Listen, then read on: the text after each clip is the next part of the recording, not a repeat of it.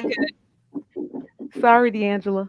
That's okay. So we are live and we are in full effect, and I am so excited today.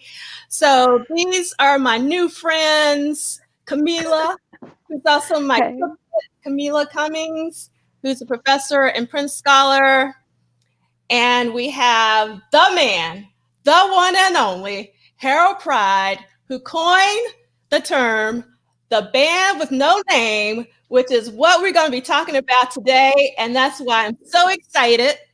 And I have some old friends, Liegh McInnis, who's been holding it down with us for the past 4 episodes, as well as my high school Prince friend, Ricky of Grown Folks Music, who has also been with us for the past 3, now 4th episode.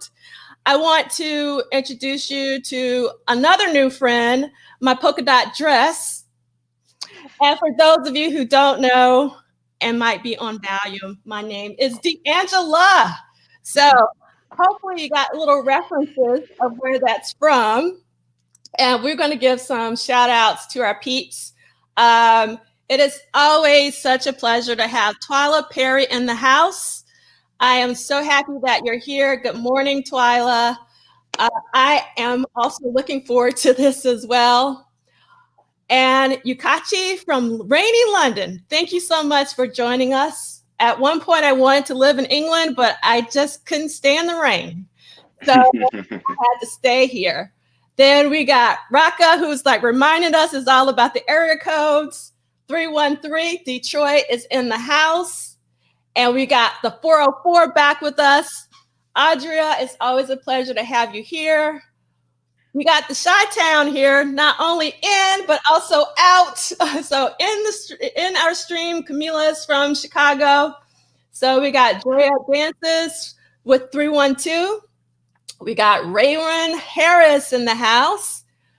We got Tia, who's shouting out her boo, Harold. And we got Kim, who's always going to keep things straight for us. I'm so happy you're here, Kim. You always rein us in. And then we got Christine in the house. Good morning. And we already got a call for it. Yeah, sexy. All right. And then that'll wake you up. And then we got Joey Coco from Texas. And my favorite name in the chat, Patrick Courthouse Notes, is back with us. It's such a pleasure to have you guys here. So I haven't been this excited in a very long time. We got the other triplet in the house, Cabria, and also in Chi-Town, that's Camilah's twin. I'm the honorary triplet. Then we also have Kenneth. Oh my God, it's so great to have you here from Denmark. And so we are going to get this party started. I'm hoping that Nicolay is going to join us, but we will see. But we're gonna get this conversation started. So we are talking about Sign of the Times live today, and we are talking more importantly about the band with no name. And for those of you, wait, we got to shout out the DMV. It's all about the DMV. So hello, Maria. So everybody and their mama should know who the band with no name is. But in case we have some newbies, let's break it down for you. Sheila E., the baddest drummer in the land. I don't care what anybody says. I don't care, Arthur, that you say that she can't keep time. She's the best drummer ever. Best drummer. Fantastic. All right. Then we have Levi, my favorite bassist, not Ricky's favorite bassist from the Prince camp. My favorite bassist is Levi Jr.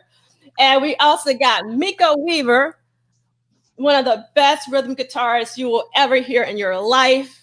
Miko holds it down like no other. Then we got Boni Boyer, who is incredible on the keys, but it just had a voice of an angel and could just go all sorts of places. May she rest in peace. We really miss Boni. I really wish that she was still with us. Boni Boyer. And we have an old friend, Dr. Fink, who is my favorite Prince keyboardist. I don't care. I know there's some Renato fans out there. All day, every day, Dr. Fink. That's all I got to say. Where are the Renato fans? They were Love Sexy supposed Point them out. Point them out. I got some chatting to do with them. Yes. So, last but not least, we got to talk about the dancers. We got Wally Safford. We got Greg Brooks with Squirrel Meat. And we have, in my opinion, the best dancer that Prince ever had, Miss Cat Glover, who was incredible. Her energy was mad, crazy. And we cannot forget, I'm saving the best for last, Atlanta Bliss on the trumpet, the best horn section Prince ever had with only two horns. And that was Atlanta Bliss and my main man, Eric Leeds on sax. So if you guys did not come to the October 10th original event for Sign of Time Super Deluxe Celebration, I highly recommend that you go back and watch the final keynote with Atlanta Bliss, Eric Leeds, Dr. Fink, myself, and Michael Dean, which was an incredible conversation. And Dr. Fink joined us twice. He was also on the Madhouse panel with Ricky Edgar Cruz, and I'm blanking on the other person that was on there. Jason Orr. How can I forget Jason? Jason Orr of Funk Jazz Cafe. So those were two really great conversations. I want to remind everyone that I want to remind everyone that this is an After Salon. And this is just a conversation amongst friends. This is not a symposium. This isn't a formal event. This is just me hanging out with the people I love talking to for hours about the one thing that we love, in my case, more than life itself, Prince. I can talk about Prince all day, every day. So I'm with Courthouse. Yes, the band with no name ruined my concert experience for life because there's no other band like it. I can literally live from 87 to 89 for the rest of my life, and I would be happy. I don't need no other band. I'm telling you like it is. That's how I roll. So I'm super excited. So we're going to start off talking about some of the key live events from 1987, but hopefully we'll be able to talk about some of our favorites that are beyond that in terms of any after shows or rehearsals or other live shows. And I actually want to start off by talking about our favorite, what I call tentpole live events from 1987. So the Tentpole live events were the March 1987 First Avenue show, which is what I call, for those of you who are on volume, my name is Prince show, where he introduces the band with no name for the first time. So that's a really critical show. Also think that the MTV Awards appearance, particularly for us in the States, was a really important tentpole for 1987 Live, where he and the incredible band performed Sign of the Times and Play in the Sunshine. Then there's the Sign of the Times film itself, which is my favorite.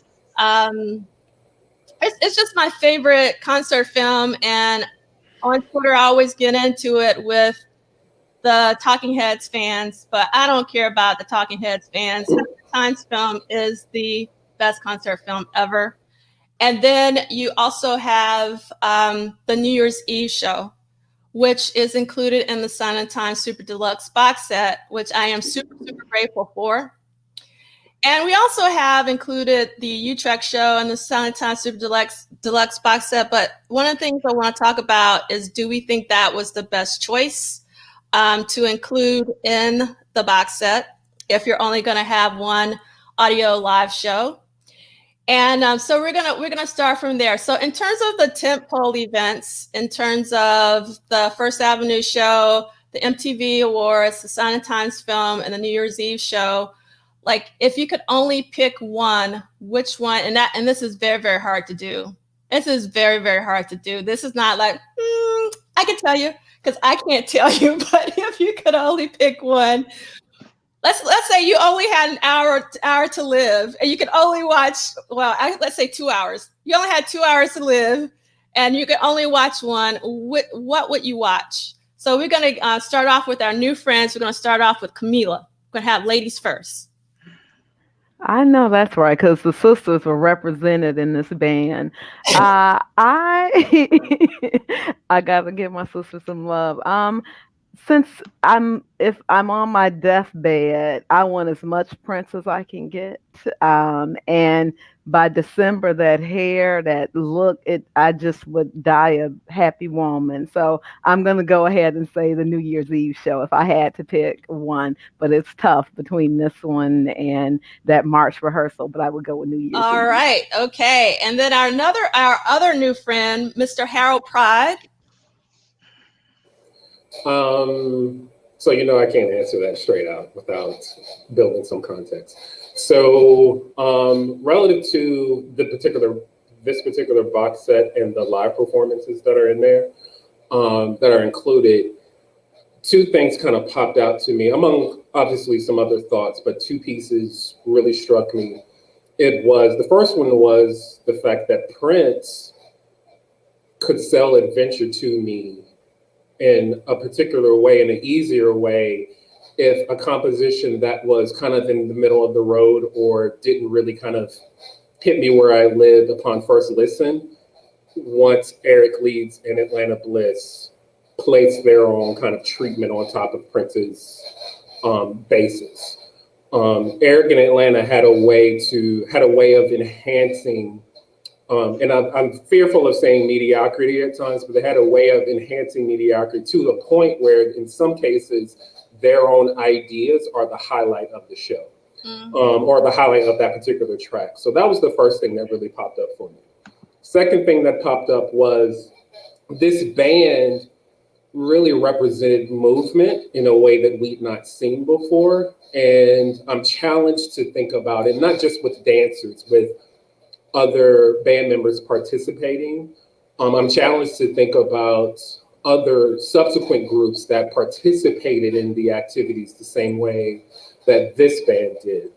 And what I mean by that, in thinking about Bonnie Boyer, who is, a salon, a symposium, a presentation unto herself, thinking about Bonnie Boyer, how she comes down occasionally and participates in dance routines with Sheila and Kat.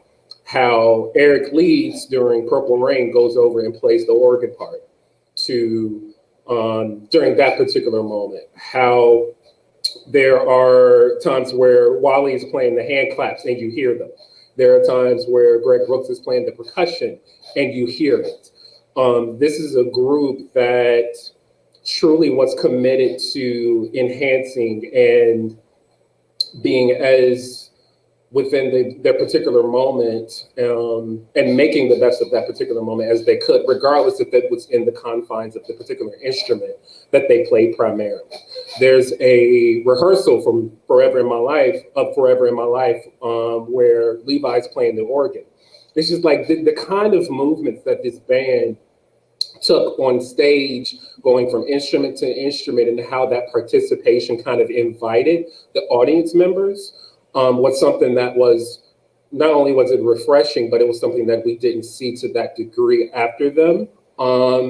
Relative to the question that you asked before I started rambling, of those Tentpoles, I have to say New Year's Eve as well. And similar, and for a similar reason that I kind of articulated last month with the re-release event that you did. It's because it's kind of like an intersection of so many different pieces.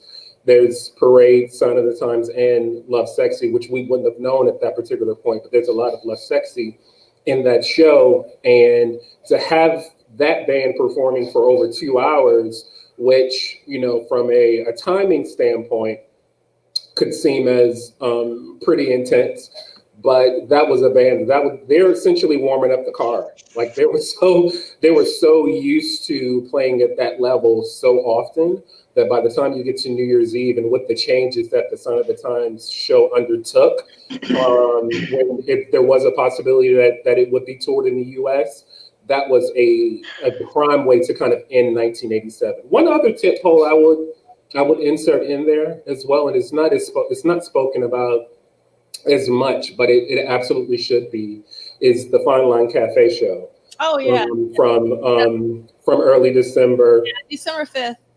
From December 5th, and which was exclusively instrumental with a slight deviation during Housequake, but that is really a telltale sign of what that band's power really truly was as a fusion unit. As I stated last month, Prince's Return to Forever, and with a lot of influence from your Billy Cobhams, your Jocko, a lot of like really fusion giants that kind of impressed themselves from an arrangement standpoint.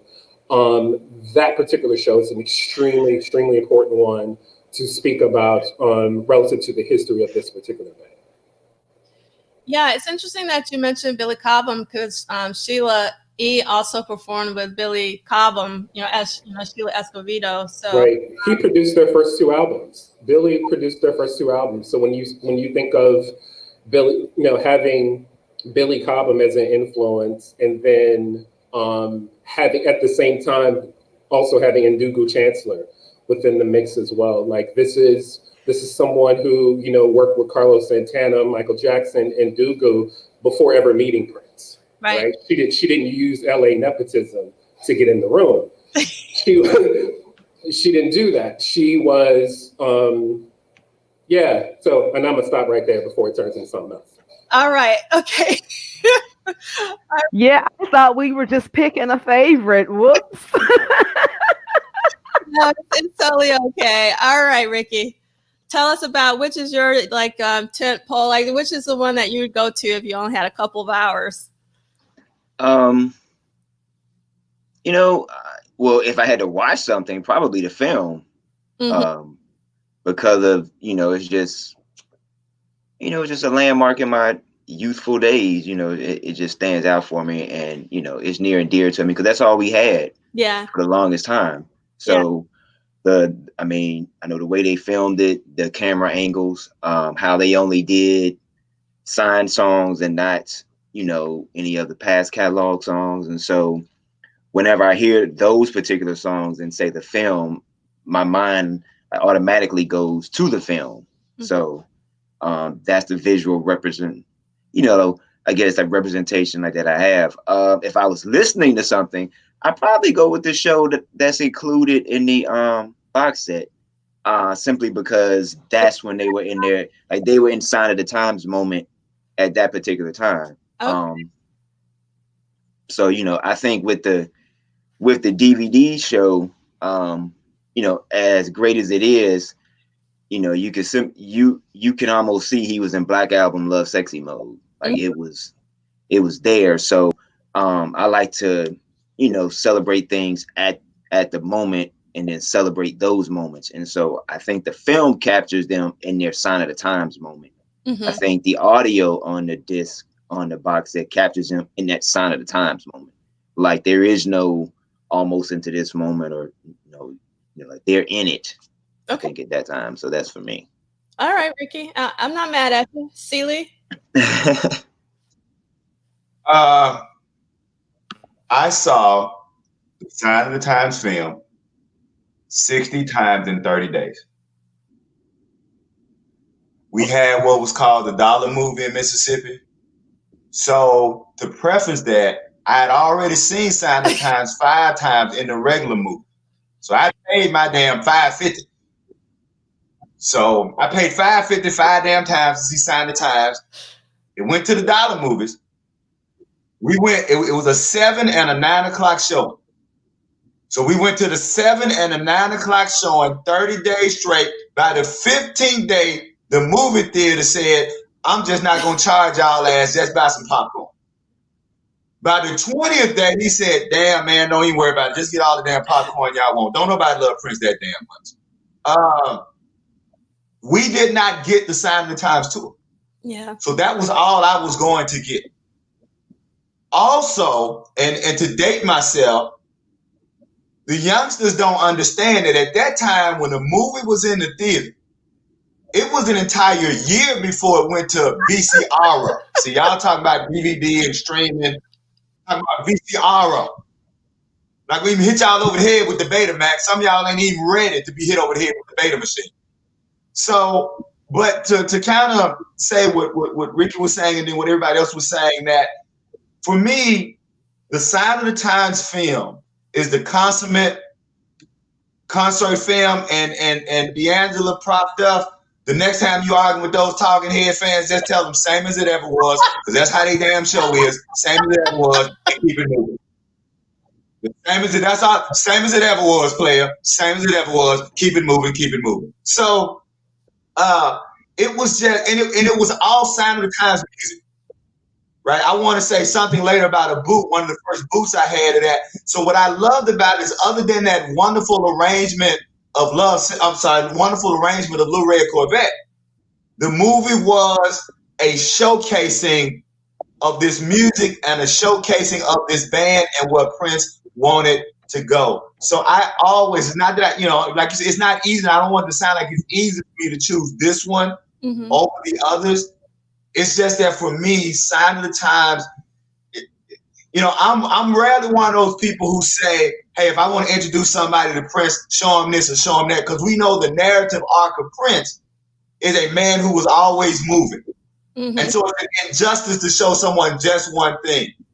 But like most folks, I think Sign of the Times is one of the greatest concert films, and I would show it not just, and particularly with something that Brother Pride said, it is the perfect example that Prince can destroy your favorite studio song. I cannot listen to the recorded version, the record version of Forever in My Life. I can't tell you the last time I've listened to the album version of Forever in My Life. I only listen to the two versions to which I listen, the Sign of the Times film and the First Avenue show.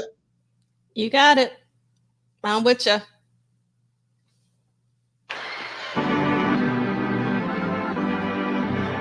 That's the offering right there.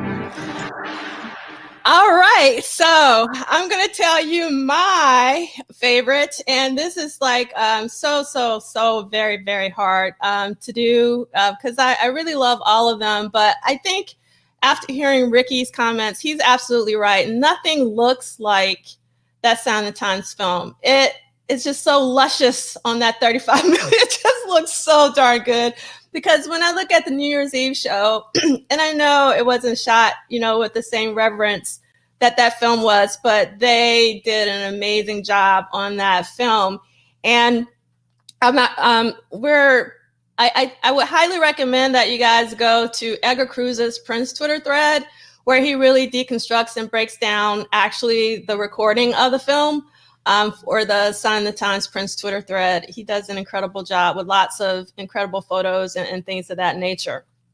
So one of the things I want to talk about is, yes, Tanya, the collection plate came early this time.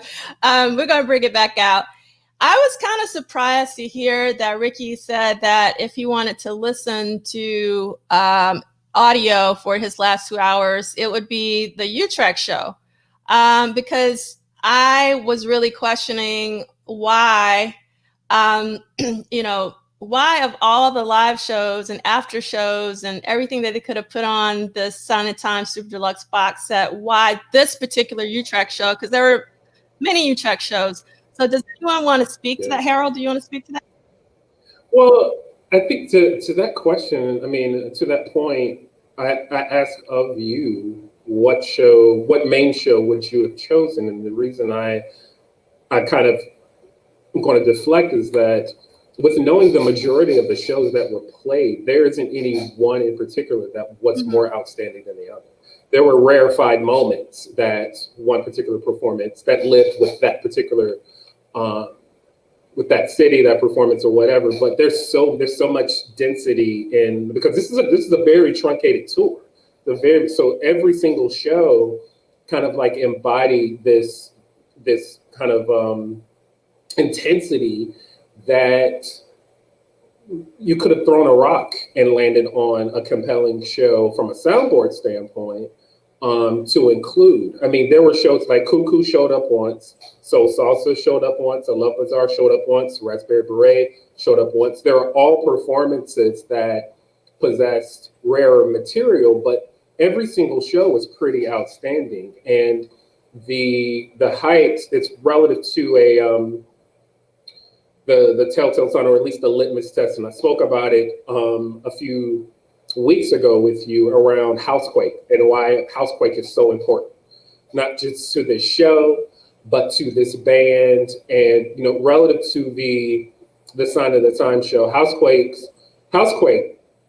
is like the fourth song performed, right? You have Sign of the Times, Play in the Sunshine, Little Red Corvette, go into Housequake.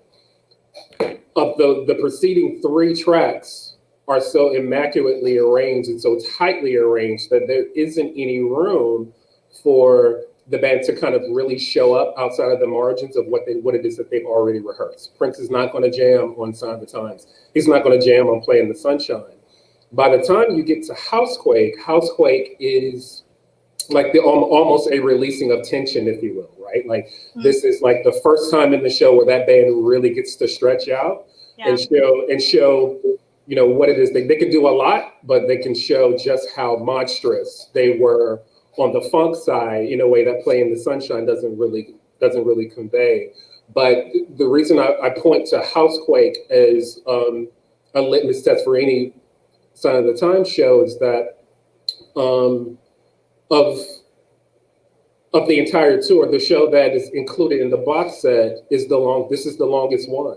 Mm-hmm. So relative to a rarity, you know, the call and response and the interplay between Prince and Eric Leeds, that in and of itself makes it, you know, kind of worthy of the consideration. The other litmus test, obviously, it's going to be a beautiful night, and how amazing that always was, right? So, you know, because these performances were so embedded into every single show, it kind of lent to a level of confidence, and from a selection standpoint, that, you know, you could really parse whatever main show you wanted to and for potential inclusion, and it'd be okay, and it would have been fine. I think last week, I think you mentioned the Paris show, one of the Paris shows that could have been included. I mean, I think the earlier shows of the tour, you know, May 1987, even though they were early, they could have very well have been considered as a part of the box set, because again, the band was just so fiery. So what I say to you, what I ask of you, hey Nick, what I ask of you is, of the shows that you know, which main show would you have suggested as to be included as in exchange for the one of the Utrecht shows, the one that was included in the box set? So actually, I wouldn't want to have a main show included in the box set. That's kind of the problem. I wanted either a rehearsal or an after show. That's me, because it's like, I don't want to get on this rant again, but the whole point of the Super Deluxe box set should be for the super fan. Yeah, but relative to the documentation piece, and in the absence of, and understandably so, in the absence of them having the ability to include the film in the box set, if the film were included in the box set, then we wouldn't have needed a main show to be included. But in the absence of having that main show, having the film, I do think, relative to this being considered the wanting to be the definitive statement for Sign of the Times that it is not, we'll talk about that next week, it has to show, it has to include a main show. So, I understand, I see your point too, but I also understand why a main show was included as part of this particular box set.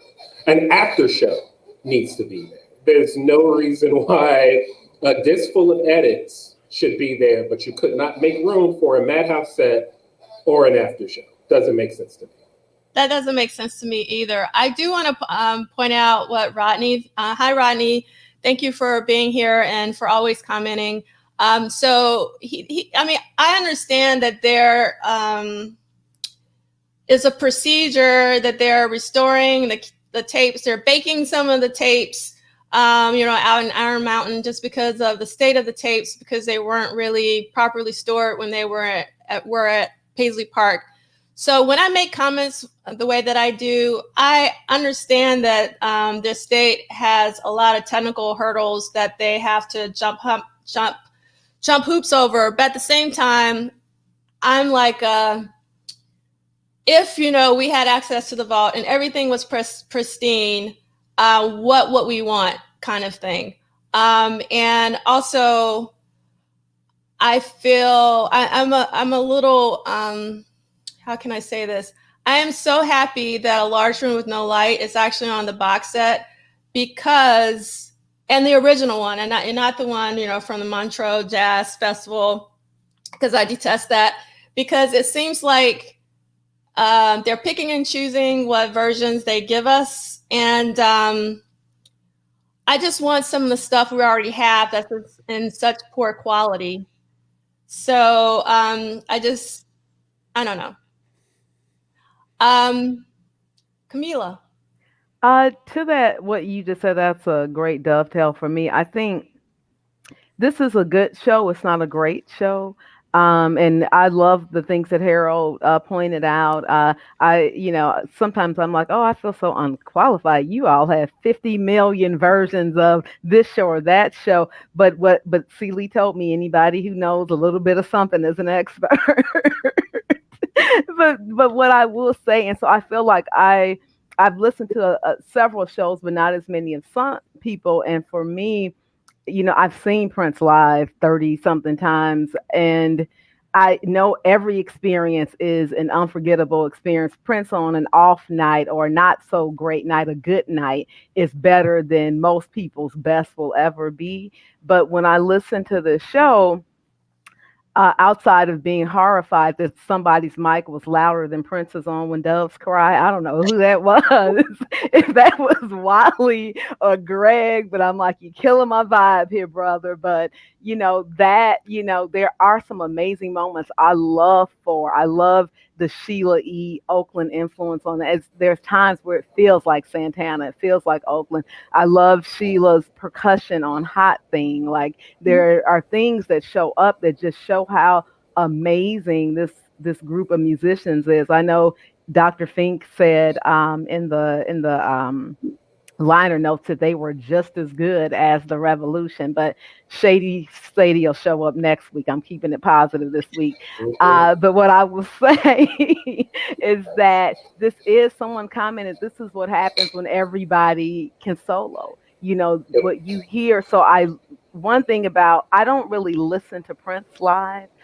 Because I feel like a bit of sensory deprivation going on. I'm like, I need to see him. What is he doing here? How is he looking when he's doing this? Because I get such a feel for his connection to the music a lot of times by watching him. So sometimes it's hard to just listen to audio of a live Prince performance. But what that forces me to do is really kind of focus. I have this heightened sense of awareness or heightened sensitivity to what I'm hearing. And so there are obviously some really great moments, but there are also times where I'm like, this is an interesting choice of show. And even from a technical standpoint, the crowd, like I wish the volume on the crowd was even higher. It's something about that mix. It's like one of the definitive live performances for me is Earth, Wind, and Fire's Devotion with that Keep Your Head to the Sky. Yeah. And we love y'all too. And you hear the energy of the crowd before it even gets to, Devotion is amazing. And that was an era where a lot of times you had the live version overtaking the recorded version and being played on Black radio. I don't know about other radio, but Black radio was playing those live versions to the point where, they ruined it for the recorded version. So I do question, and to be quite honest and transparent, the estate has given me reason to question the motives behind everything they do. Yep. This box set, which we'll talk about next week, is an indication of that. And so I do question some of the choices, and I hate that the water has been tainted in that way, because it does make me question this selection of a show. Not saying that it's not a good show, because it is, but I definitely thought, there's some other things that if you were going to do the audio, and please, please someone explain to me why there isn't an after show on here. This is where the Prince after show legend was born. So to not have an introduction to that, to me, is suspect. It just is. So I'm going to stop there, but I did want to point those out. But I do like the show after saying all of that, but I do like it. It's a good show. Yeah. I think for personally for me, it's worth the price of admission. Not just for the rarity, but there's a slight change in 4. And I was going to bring audio samples, but I didn't want to get D'Angelo in trouble. I didn't want to introduce any sort of technical difficulties, but there's a change that he used. I mean, it's in the recorded version on Madhouse 8, but it's really evident with the tempo that the band plays it on the box set. That change goes all the way back to Yes from The Family. Mm-hmm. So if you go to the very end of that song where it's like da da da da da da da da da da, and then he uses that same change in And That Says What. He uses it there, and then by the time you get to 4 at the tempo that is played by this band, it's the same change. And those are the kinds of things that I really, really kind of sink my teeth into. And it's kind of like going back to the comment that I made a few moments ago about each performance kind of having its own rarefied moment that makes it, a part of the conversation. This show really is it. And the component that Kamilah just spoke about is relative to feeling the audience. That's exactly why I prefer audience recordings over soundboard. Mm-hmm. And I've always felt that way since I was a kid, buying my first bootleg. Like I need to be able to the best of my ability, feel what the room felt like. And you don't get that. You get the precision. You get the cleanness of a soundboard recording, but you don't feel the audience interaction versus an audience recording where you get to hear the perceptions, right? The perceptions relative to this amazing music and the overstimulation that is taking place watching and witnessing this band do what they do. So in that regard, there's always going to be a drawback relative to a soundboard recording. I've always wanted to hear a soundboard recording of the Small Club Show. Oh. I've always wanted to hear, not a soundboard, I'm sorry, an audience recording of the Small Club Show versus the soundboard that we all know and love, because you can hear the audience reacting, and I'm just curious, like what it felt like in real time. I'm just curious what it felt like in real time to be on the receiving end of that kind of performance in such a small environment. While Prince is, not arguably, while he's performing on the greatest tour of his career, like going to a club and playing for over 2 hours and having that be the earliest standard of bootleg collecting that we had at that point. Because up until that point, within the bootleg community, the pillars, if you will, from a sound quality standpoint, always ended up being broadcast, right? And I'm of the kind of school where, before you had access and you would go to different conventions and, meet other traders and stuff, you would, what I would do is I would get a VHS, run it through my father's stereo and record it. Yep. So that's what I did with Sign of the Times. That's what I did with Syracuse 85. So with those being I did that with Sign of the Times, but not with Syracuse. I did, only to hear Irresistible, Bitch, and Possess. The rest of it, minus the part with Sheila, I'm all good. But in the spirit of But in the spirit of that, you know, those were kind of like the standards from a sound quality standpoint early on in the bootleg community. So to have that show appear out of thin air, at least at the time, it seemed to appear out of thin air, and the kind of quality that it was, that it represented, and with that band, I mean, it's just like, what better introduction to a completely new world is there? So yeah, I know that's a different tour, but it's essentially the same band minus, you know, Eric, who didn't perform that night. But I love to hear audience recordings because you get to feel the energy, or you get to suspect the energy in the room, and it doesn't come through on this Utrecht recording from on the box set. I think actually that's the reason why I don't like the Utrecht show on the box set, is because it sounds a little dead to me for some reason. Just in terms of the sonic quality, obviously not the performance. It's just kind of flat. It's something about it. I don't know. So I am super excited to have Nicolay join us, and I'm going to do what Kim wants us to do, and that is she wants you to pick a new project, because I listened to it yesterday. I didn't have time to talk to you about it yet, but I think it's incredible. I've actually been in a drum and bass mode lately. I've been listening to actually J Magic's Always Be, like, on repeat for months now. And actually, some people listen to hard rock, you know, in times of need. I listen to drum and bass when I need some fire. So talk to us. How are you doing, and pimp your project? I'm doing great. The Republicans were trying to hold my internet down for a hot minute here, so I'm a little late. But I haven't really slept in 2 days, so I might be a little kooky today. But I'm just feeling great. I just really wanted to give people a jolt of optimism more than anything. Like, I just really been sick and tired of these last 4 years, and just the lack of compassion and empathy and respect and all that bullshit, if I may. So I just really wanted to give something to the people. No real big strings attached, no pressure, just something for the people. And it's just been really great. I haven't dropped something in like 2 years, so I feel really, really giddy right now. So I appreciate you opening the floor. I hope there's not a lot of Prince coppage in there, but there probably will be a little bit. But yeah, I just really been on that drum and bass vibe. Same, like, it's just I've always been. I'm very big on For Hero and a lot of the you know, just a lot of that. And so I've just been, I can't help it, man. Like, I go down that rabbit hole, and so it's just, yeah, it's been great. Thank you very much. I appreciate you checking it out. Thank you, Harold. That means a lot. I mean, all you guys, man. It's exciting. It's really, really exciting. Yeah, and not to deviate too far. The one time I was going to see Foreign Exchange, I want to say, so Leave It All Behind was 08, right? Mm-hmm.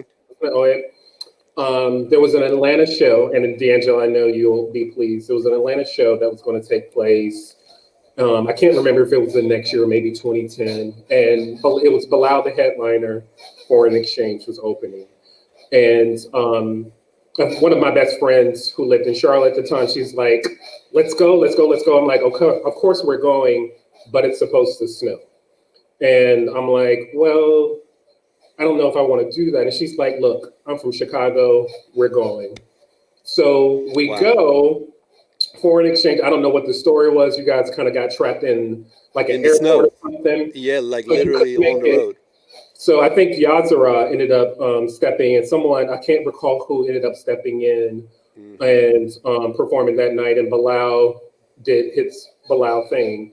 And I say all that to say I got stuck in the snow that night on leaving that show. And for some reason, I don't know how I've reconciled it, but I'm like, Nicolay owes me tires.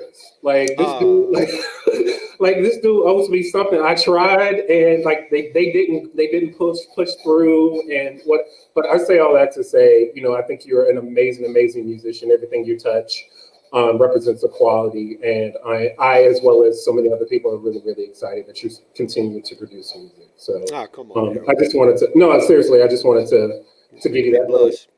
comical side note, as well as, you know, I'll send you my PayPal information for the tires I ruined. Yeah, what kind of car do you drive? I got you. I'll go to Costco for you.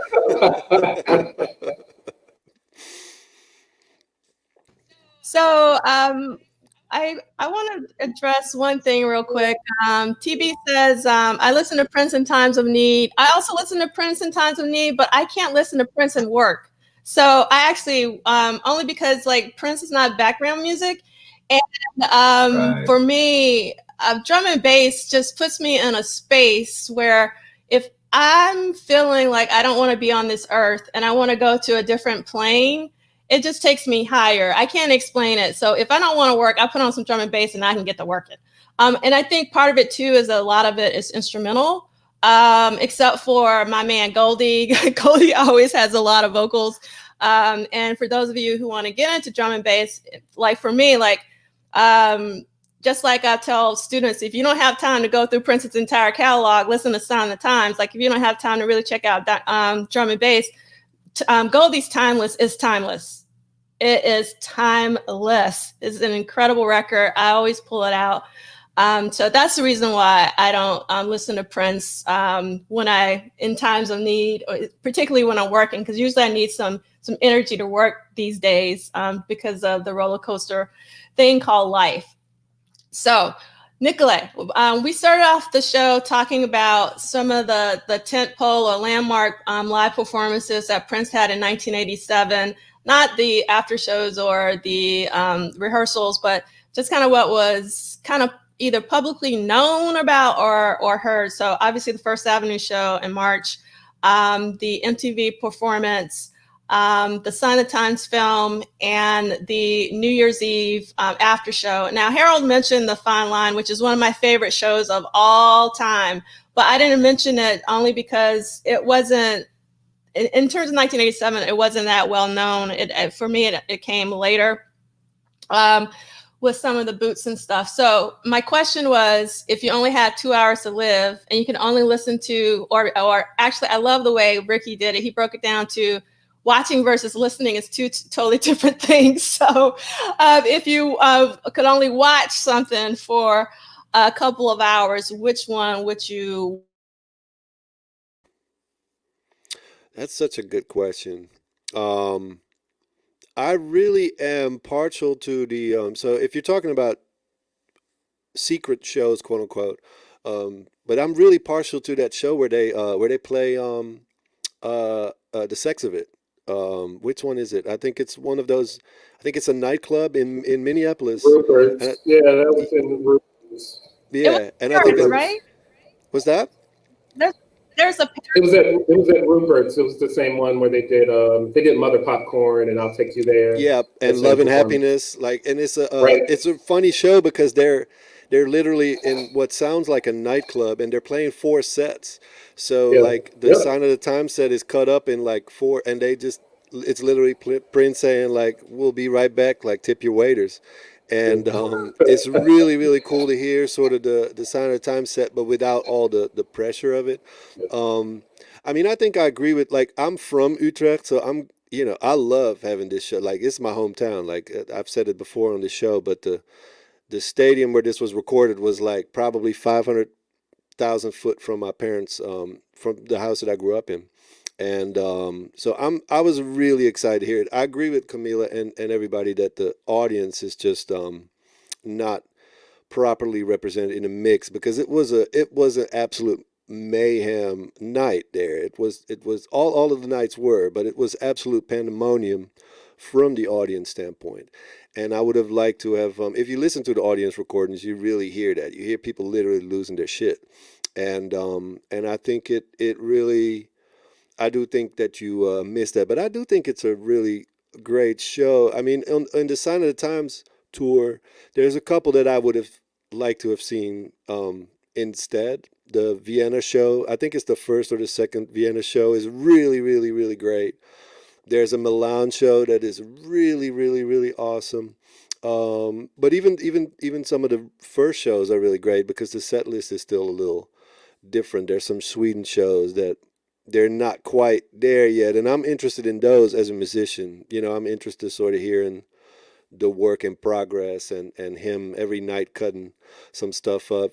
Paris is somebody saying Paris. There's some amazing Paris shows. So I think what I'm hoping is that this was just a something, you know, to scratch our itch, but that at some point we're going to really delve into multiple shows per tours, hopefully rehearsals, hopefully after shows, and then just really create that sort of timeline. But as somebody from Utrecht, like I was so stoked to see that, like, and I realized we're like a small town, so there's only a few people on the planet that are actually excited about this, but we are so stoked. Because that's, you know, this was like, again, this was for us in the summer of '87. This was, you know, for us in Europe, this was kind of like all encompassing. This was taking up all of the media culture press at the time. You know, it was really that big, specifically in Holland, where he just really, really connected in '86 with the first parade shows. And so it was pandemonium in Europe. And it's always been interesting whenever I talk to American fans. It's such a catch-22 because we never really had that Purple Rain thing over there. We started later, so we don't really even have those I don't even have those Revolution preconceived notions, because like the first time Prince to me appeared was Sign of the Times Prince. I knew Wendy was in the Kiss video, like because I was 12 at the time, and it's like, oh shit, it's a chick playing guitar and she's cute too. It's like, oh wow, like, but I didn't know who was who, and I never really had that sort of like, oh, we're the Beatles, and that whole controversy. But I love the Utrecht show. I think it's the longest show, I think, in the tour, and so that's fun as a stat. There's some incredible moments on it. I believe it's not a show that was ever mixed. So I think what I understood is that it's just a 2-track directly from the console. So you're going to have those moments where one mic is louder or somebody's just tweaking something. But I find that to be sort of the charming thing about it. Like it's just really a moment where you just hear the gears turning. So I don't mind that about it. It's not a perfect show. It's definitely not the best '87 show.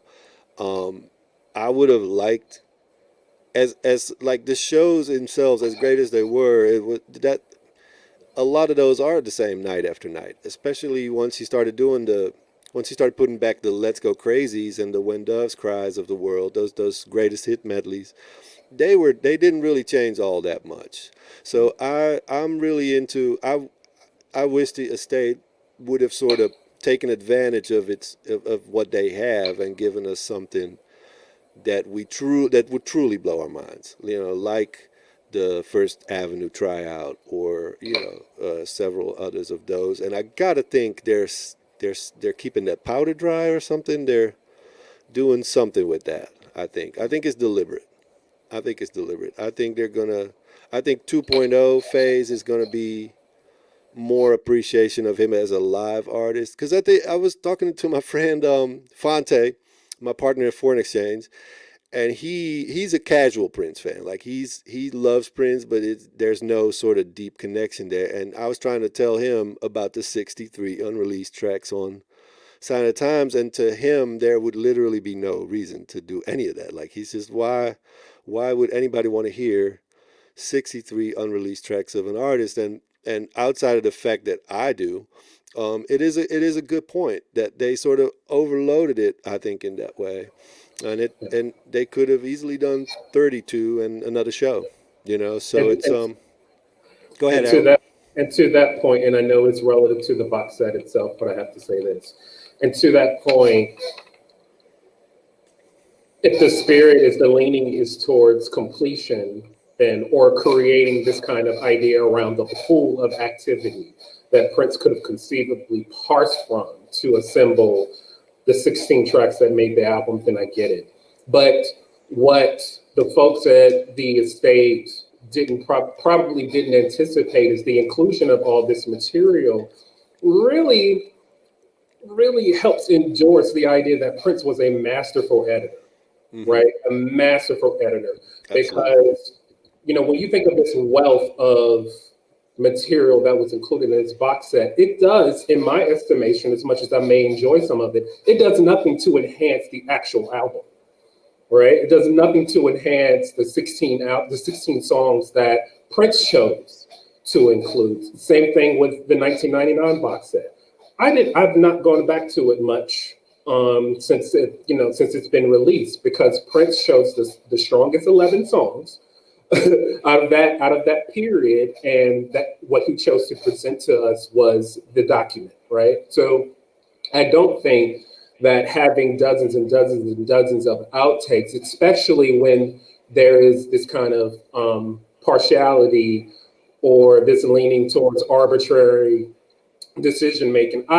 Of the 3 versions recorded, I'm just going to pick this one because Wendy and Lisa are there. Or of 4 versions, I'm going to pick this one because Wendy and Lisa are there.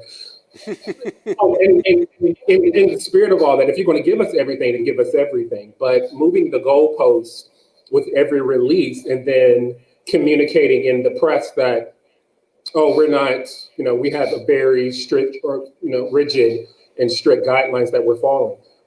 Clearly you don't, and Prince fans are going to notice it. So I say all that to say that's kind of a tangent, but I did want to present a question. I only have 30 more minutes. I did want to present a question to everyone relative to the live show. Are there any performances, any songs performed during the main show that are your favorite your favorite live versions of that song throughout Prince's career? So, I mean, again, you think of like Housequake, Sign of the Times, Forever in My Life, he would play with, Ballad of Dorothy Park. Is this tour a definitive document for any of those live performances for any of you? Yeah, definitely Forever in My Life. It is, so yeah, Forever in My Life for me, that's the definitive performance of that song. I would say The Cross is the definitive performance of that song. And then this is not really to your portion, but I think it gets to the wider point that you've been making about just Prince's musicianship. The one reason I do like this show is because with everything that we have, the First Avenue show, the film, the New Year's Eve show, and this, if you look at I Can Never Take the Place of Your Man, Forever in My Life, which I want to discuss later as an actual Black history lesson, and It's Gonna Be a Beautiful Night. If you look at those 3 shows and look at all 4 of those shows that we're discussing, it is the perfect example of not only Prince's ability to destroy the studio version of a song, but the perfect example of him to find the possibility of new notes in the same structure every night. So if you think about the solo in I Can Never Take the Place of Your Man, it is never the same solo. And not only is it never the same solo, it is always a refashioning of the possibility of what notes can be in an actual guitar solo on a scale. So that every night he plays the I Could Never Take the Place of Your Man, it's basically a music theory lesson. The solo of I Could Never Take the Place of Your Man is a lesson in music theory about what you can do with notes. And it reminds me of the Miles Davis, Herbie Hancock story, where Herbie was playing the song the same way every night. And Miles said, Herbie, stop playing the song the same fucking way every fucking night. And so that's the one reason I like the Utrecht show, only because it gives us that narrative that we can plot empirically about Prince's genius, that you could stalk him through a tour and essentially get different versions of the same song every night.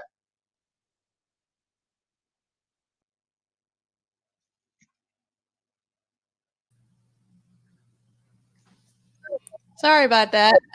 I'm trying to do multiple buttons at the same time and trying to find my mouse and all that kind of stuff. So I love this question, Harold. I've said this many times. I actually never listened to Sign of the Times, the album, except for the Ballad of Dorothy Parker. There's not a live version to me that compares to the studio version. I know that's blasphemous to some people because I know a lot of people love some live versions of that song, but that's one of the main reasons why I ever pull out the record. I've always listened to the Sign of Times film as my document of Sign of Times on audio, because I did what you did. I recorded it on a cassette tape. But the songs that really stand out, and I'm not going to talk that long because I don't want to take over your time, Harold, because I know you got to leave soon, but I could literally talk for the rest of the 3 hours just on this one question alone. So I'm going to try to keep it a little concrete. So for me, Strange Relationship, the First Avenue, March 1987, is the consummate Strange Relationship. I never listen to Strange Relationship, the studio version, anymore. If I want to listen to Strange Relationship, I listen to that First Avenue show.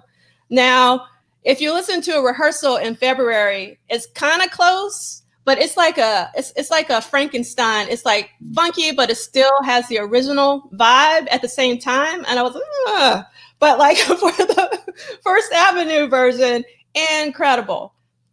Hot thing in the film with the organ and those looks, nothing like it.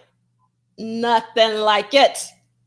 And then one of my favorite performances that Ricky doesn't understand is It Forever in My Life. That is religious to me. That is religious. And on that note, Ricky, justify yourself after I leave. You got about 20 more minutes you can go into why, but just to make sure I'm gone by then. I'm joking. And the last one I must say, because this actually came up a long time ago, Raywin Harris asks, that's the wrong quote. There's so many comments. Thank you guys so much for all these comments. Keep them coming. I can't find the actual quote, but so Raywin asks, which gonna be a beautiful night live version you like better? And for me, the definitive version is the New Year's Eve show. I mean, one, Miles Davis, mic drop. What else do you need? But if you need something else, it's one of the longest performances of It's Gonna Be a Beautiful Night. And I did a Prince Twitter thread on this particular tune. So if you really want to know how I feel, you should go read that Prince Twitter thread because it's like 100 tweets.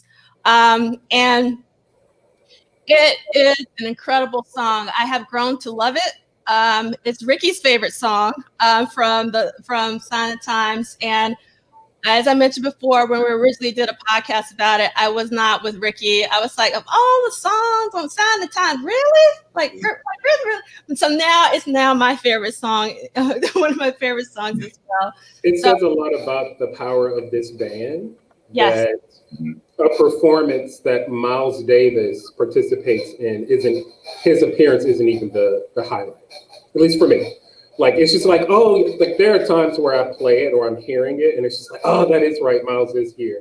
Because the band and the movements that Prince is taking them through, it's so exquisite and so musically interesting that, Prince can insert someone who is just so, overwhelmingly powerful and influential, and everyone is impacted by, it's very clear everyone is impacted by Miles's presence, but it isn't even the highlight. Like, one of the things I love is to see musicians who are obviously high performers, and you had to be a high performer to work with Prince at that time, but to see them all smile and really enjoy themselves and kind of like strip themselves of a kind of armor that they were accustomed to, always fitting because Miles was there. Like, you see Atlanta smile, you see Eric smile, like they're really, really happy.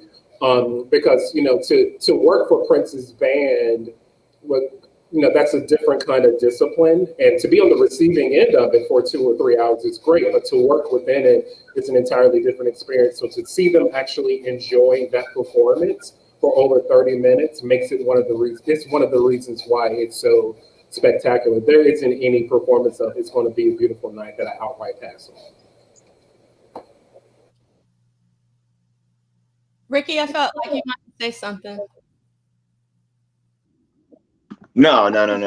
All right, so that's my answer to Harold's question in terms of like what are the live versions that really make an impact. Anybody else want to take that question on?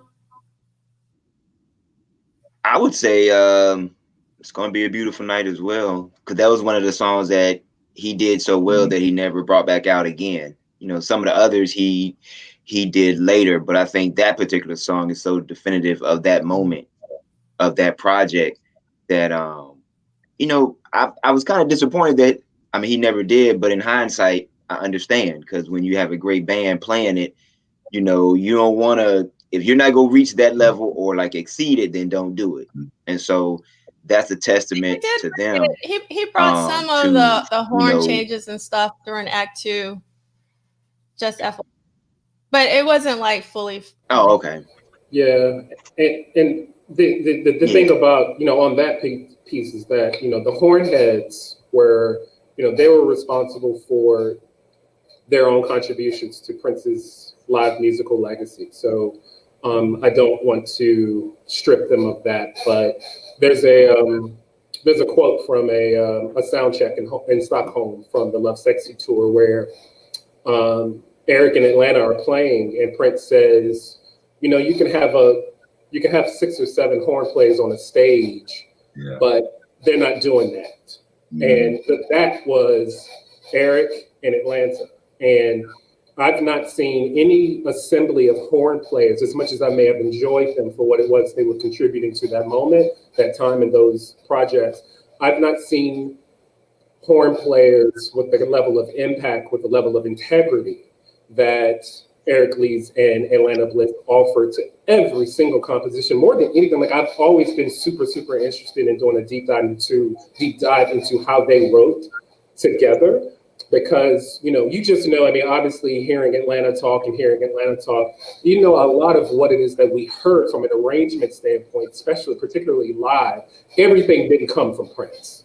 You know, all of it didn't come from Prince. So, like, I've always been super, super interested to see how, or just to kind of understand in a musicologist fashion, how those two work together. I mean, they obviously were informed by their history, being friends, not being the first band that they were a part of, but, you know, it was just such an incredible marriage to essentially become one instrument. When they were together, they sounded like one instrument, and that tonality. And I know Eric kind of,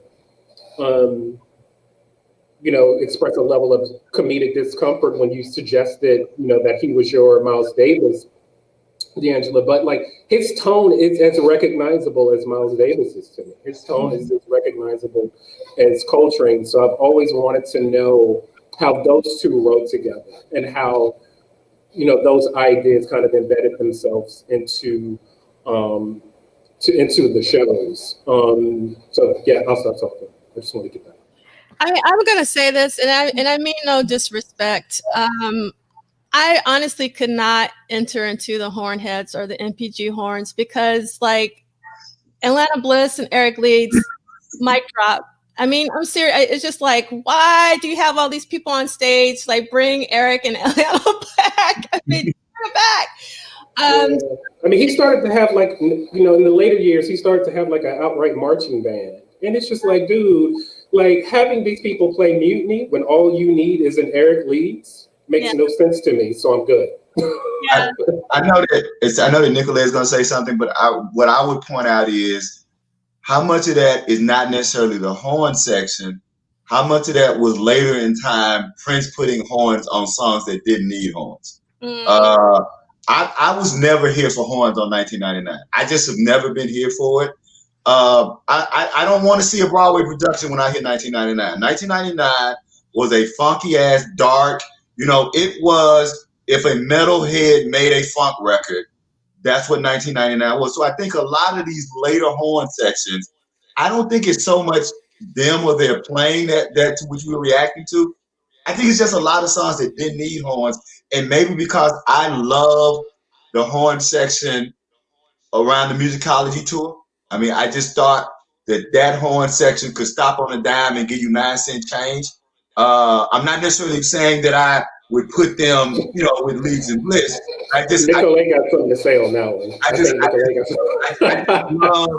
I just kind of love the way they would meld together. But for me, a lot of it was, even with the Act 1 show and then the end of the Act 1 show, a lot of times those hits became Broadway productions because they were just horns that you just didn't need to have horns. That was it. And one of the key things about Eric and Atlanta is that even if they were appearing on songs that did not either require horns or they weren't replicating a synth line from the actual recorded version, there was a way that Eric and Atlanta showed up in all of their work where it didn't feel intrusive.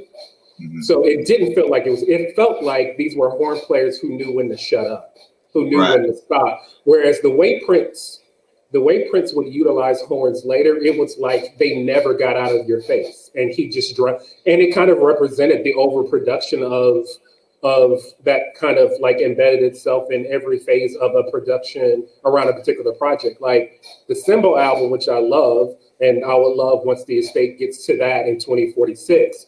But by the time we get there, I want to be able to talk about, you know, the overproduction of that moment and how it kind of replicated and showed up in how Prince arranged his live shows and overdid it with the horns. It's not so much that they were a large unit, it's that they imposed themselves so frequently in so many songs that it was just kind of like, this kind of interaction isn't something that you were essentially accustomed to. Eric and Atlanta knew when to lay back. Going back to that small club show, you don't hear a lot of Atlanta in that, right? He's kind of chill. And then you actually hear Prince say during Housequake, you can play on this, Atlanta, because he's just been, you know, sitting back and, you know, having musicians that kind of knew how to honor their moments and when not to overplay is part of why this band is so special. Right. Well, I'm just here to put some respect on the Hornheads right quick. Because taste is taste, right? But like Brian Gallagher in Scandalous or Kathy J on Johnny, oh yeah, they were on point. Or Billy Jack Bitch or Dark. There's a encore in Birmingham early in the Act 2 show where they played Dark for the first time, the entire joint with the entire horn arrangement, and those are the moments where I think you realize they're different horse sections. They always say you shouldn't judge a fish by its ability to climb a tree.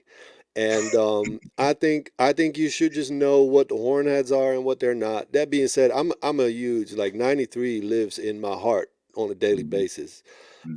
So I disagree. I think Eric and Atlanta, that layer, I think Harold is very on point. They became one person. I think that's sort of how you have to look at. They were playing together for decades, you know, and I think that was at the time really, really, I can understand people's preference for that sound, but I gotta say, and I agree with C. Lee, the 1999 never needed any horns. Like and that whole like there was a sort of a Broadway sort of feel to a lot of that stuff, even the American version, the Act 1 tour. But I gotta say, like, it's moments like we're drifting off. I think that Sign of the Times, I would make the case that all the Sign of the Times material, all of the quintessential versions come from this tour. I think if you listen to him revisiting Sign of the Times in '93, it just becomes like a sort of like afterthought that doesn't really work. And I think he did do a lot of older tracks with success in '93. I think when he did She's Always in My Hair, he was crushing that in '93, just absolutely crushing it. Yeah.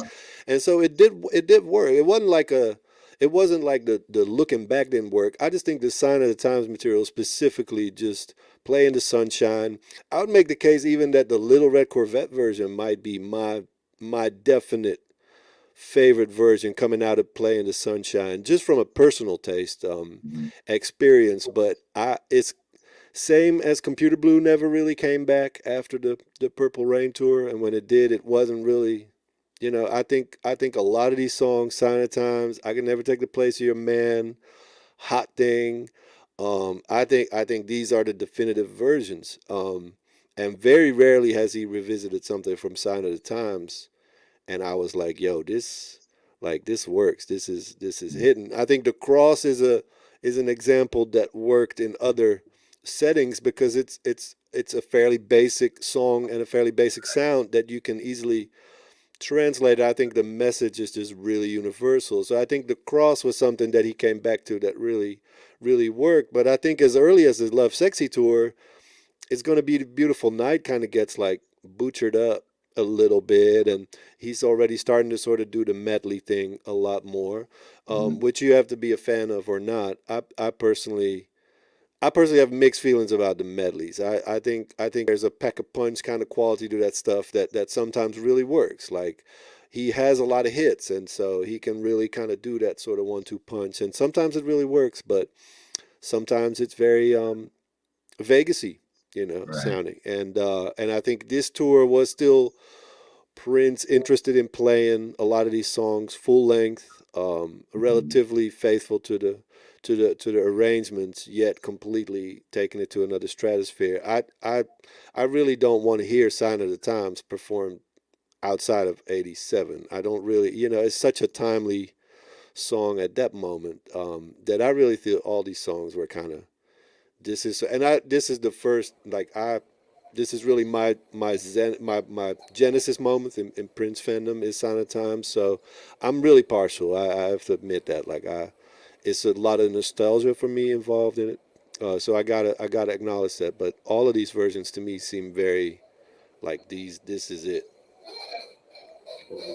Sealy said something really key, and I just want to, just very, very briefly, want to give love to Maceo Parker and Greg Boyer. Those two, there's just something about, as pie in the sky dynamic as it is, the kind of synergy and the kind of communication that exists between two players that have been playing together before any sort of Prince involvement. That particular relationship and how Prince utilized them really, really, really worked. I mean, it had started, in the hit and run 2000, 2001 era, but ultimately it really took hold for the One Night Alone tour. And, Maceo, very similar to Eric, as well as Greg by proxy, they knew where to show up and when to shut up, in a way that, and mind you, I mean, everyone on that stage was doing essentially what Prince gave them the freedom to do from an expression standpoint. So we're all very clear around that from relative to agency. But, the way Maceo and Greg supported the moments and how they showed up to enhance them versus overtake them, is really a really special and welcome moment that was there from, One Night Alone all the way up and through, however long he decided to use them. I know Maceo was a part of some Welcome to America shows as well. So I just wanted to give him a little love since we deviated to, talk around horn utilization. I just want to give him a little love as well. As well, also Greg Boyer. Greg has a very special place in my heart. And that's it. So actually, Rodney brought up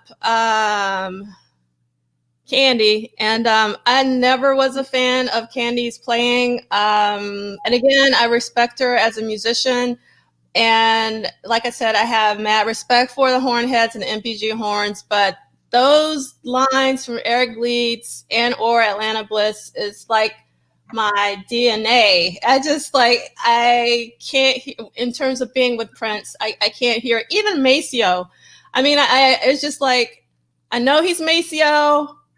Give me Eric Leeds. I'm sorry. It's just like alto sax is funny. Alto sax, it's funny. Tenor, I think, places, as an instrument, I think the tenor sax places, or it's marries itself to Prince's work in a way that alto, you really have to kind of, there's a lot of push and pull there. And then when Eric picked up the baritone, forget about it. Exactly. Girls and boys, forget about it. You know what I mean? So when he played the flute, I know D'Angelo's favorite instrument. Forget about it. Go ahead. I know, because I want to ask this question because I know Harold has the lead, and I know I'm talking to, we're all going to be biased here. So the preference of my question is, I think that anybody want to go get. The first 15 to 20 minutes of a Prince show crushes the first 15 to 20 minutes of anybody else's show I've ever seen in my life. I've always been constant. If you go all the way back to when he first started touring to the end of his career, I cannot find many people that the first 15 minutes of their show really does what Prince does the first 15 minutes of his show. And I know Harold's going to want to have my mic turned off just a little bit, except for Nude Tour, but I'll put that to the side. So, but anyway, I was saying my question I want to ask. My question I want to ask is, taking my position about the first 15 minutes of the show, is Sign of the Times the best 15 minutes of all of the tours, or there another tour that you think is another best 15 minutes? Nude Tour. Honestly, and that's really when I wanted to drop the mic. I wanted to drop the mic on the Nude Tour, since Blasphemy is the order of the day. But it just Housequake could have been retired after the Love Sexy tour. That would have been fine. However, if you're going to do it the way he did it on the Nude Tour. Like the way he did it on the Nude Tour, in addition to the other songs that kind of supported that medley, if you will. Like that is just, as a start, especially kind of like building on the foundation of the future. As a start, those first 15 minutes of that particular show is musically astounding. Now, because and one of the reasons is he's taking you from darkness, like the future, until like vibrance, the vibrance of 1999. And 1999 as a composition isn't very vibrant, right? Like if you think of the subject matter as well as the production of the original track, it doesn't really give you Baby I'm a Star leanings, but the way he performed it, and then moving into Housequake, I think that is just like just masterful, a masterful approach to redesigning his work for the live performance. As far as the first 15 minutes, I don't know if I could ever make any sort of decisive choice. I mean, obviously, I do have biases towards the Love Sexy tour. Prince driving, driving to the stage, and nothing I will see for the rest of my life will ever come close to it. So, I mean, from a relative to impact, I mean, there are other components within that conversation, but nothing's going to touch Prince hearing noises and hearing sounds of traffic, and then hearing Prince drive to the stage or around the stage to do Erotic City. Like, there's not much that's really going to fuck with that. So I think the first 15 minutes of this show is amazing. It really, really, really is amazing. But I don't know if it's going to ever top that, at least for me personally. I do think Girls and Boys doesn't necessarily need to be in the set list.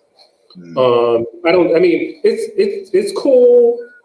It's cool. And I say all that, I mean, it's a Love Sexy Band performance. So, I mean, obviously, but I would be open to other suggestions for what followed Housequake. Because I need to catch my breath after Housequake. I can't just go into another up-tempo song.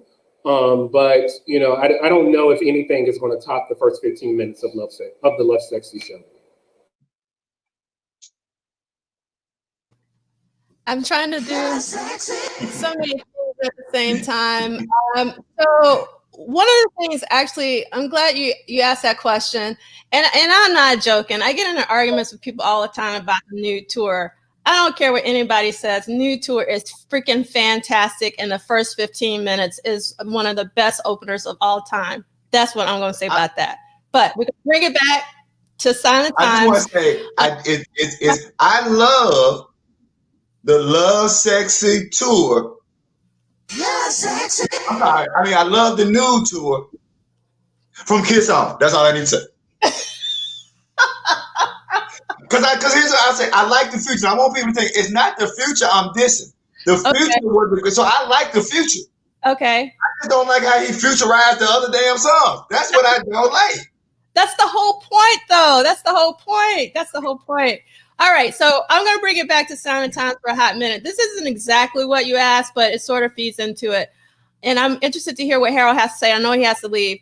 My favorite first few minutes of any Sound and Times performance is actually the First Avenue performance because it starts off with Housequake.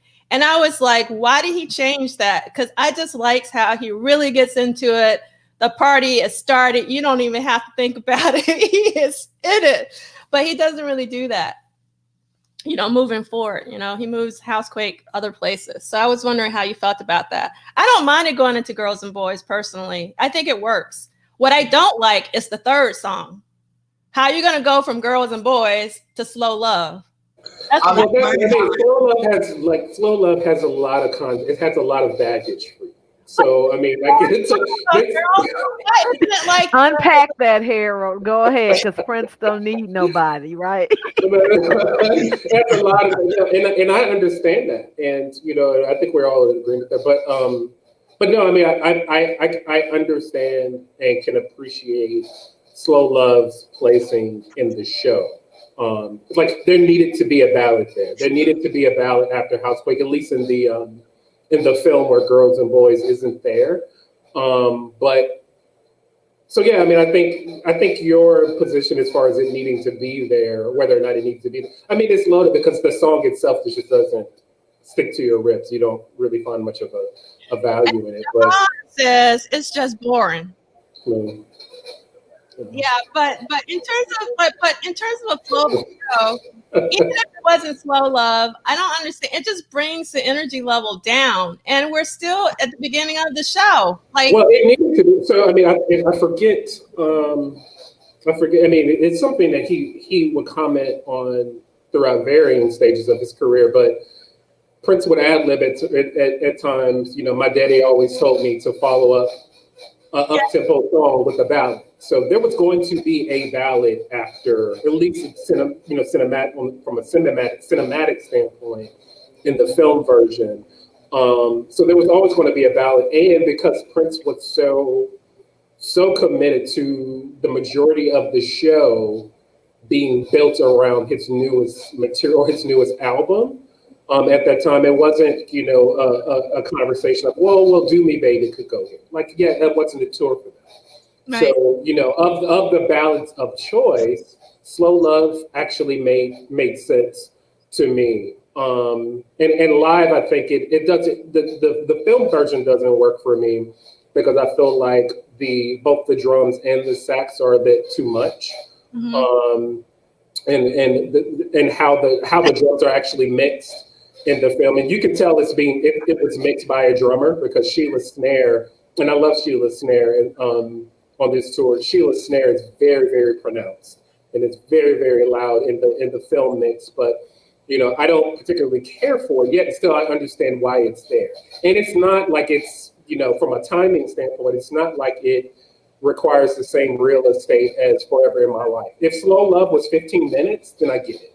But you could go get popcorn or go to the bathroom or something and completely, you know, and you'd be okay because there's not a lot of jamming or a lot of improvising that's going to take place on Slow Love.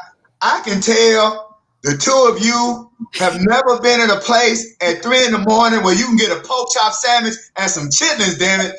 This is where Slow Love is. I can't take this no more. Slow Love is where Marvin Gaye, Teddy Pendergrass, Smokey Robinson get together with Clarence Carter, Johnny Taylor, and Bobby Blue Bland with Jimmy Early from Dreamgirls singing Back Up Down a Back Alley in a hole in the wall. This is Fred G. Sanford. The G stands for got to get me some more of this good old funk, got to be jelly, cause jam don't shake like this. But this is slow grinding, belly rubbing with a whole handful of where she's sweating out her perm, and you hoping your Jerry curl juice don't get on her new blouse, and you hoping that when the song is over, she gonna make a decision. Oh my goodness, I can't take this. This is slow love, good love. And this, ladies and gentlemen, is the pivotal panties moment of the day. And I'm glad it took place. I'm glad it took place as a byproduct of my question. And to be clear, I love the album version and always have. There's something about it. There's a heart to it that resonates with me and always has. The live performance just doesn't do anything for me, but you know, that indifference doesn't really impact its meaning in the show. I understand why it's there. It's only a few minutes. It's not supposed to pack the same punch as Housequake. So, you know, so I'm fine with it. Have a pork chop sandwich on me. That's an offering right there. All right. So, does anyone else want to talk about Harold's question? Kamilah. Yes. Well, I actually have a few things I want to come back to, but I know Harold has to leave and I have to answer my brother's question. One of the things I love, oh wait, no, or was it C. Lee's question? I forgot. You guys have been so entertaining. Oh, the first 15 minutes, that's what we were on. For me, one of the things I noted in watching several of the kind of, you call them tentpole shows, were I love the Sign of the Times opening because to me it was symbolic of the album in that the show start really with a focus on Prince. It's like, yeah, Fink is back there on the keyboards, but before in Cat's Dancing, but before Sheila brings the army in to come in and slay, because that's what they do, kind of just murder it. As you guys said, they ruined live show expectations. But what I love about it is the simplicity of and the kind of back to my roots origin of this man, this genius who didn't need nobody, as D'Angelo said, this genius and his guitar. And it's a real return to him, because in the previous tour, Parade, he's not really playing guitar like that. He's not, you know, Parade, that tour for me, I know, Harold, you like that tour. I think you said on one of the previous panels, Parade feels like a transition to me. It feels like a transition toward an ending.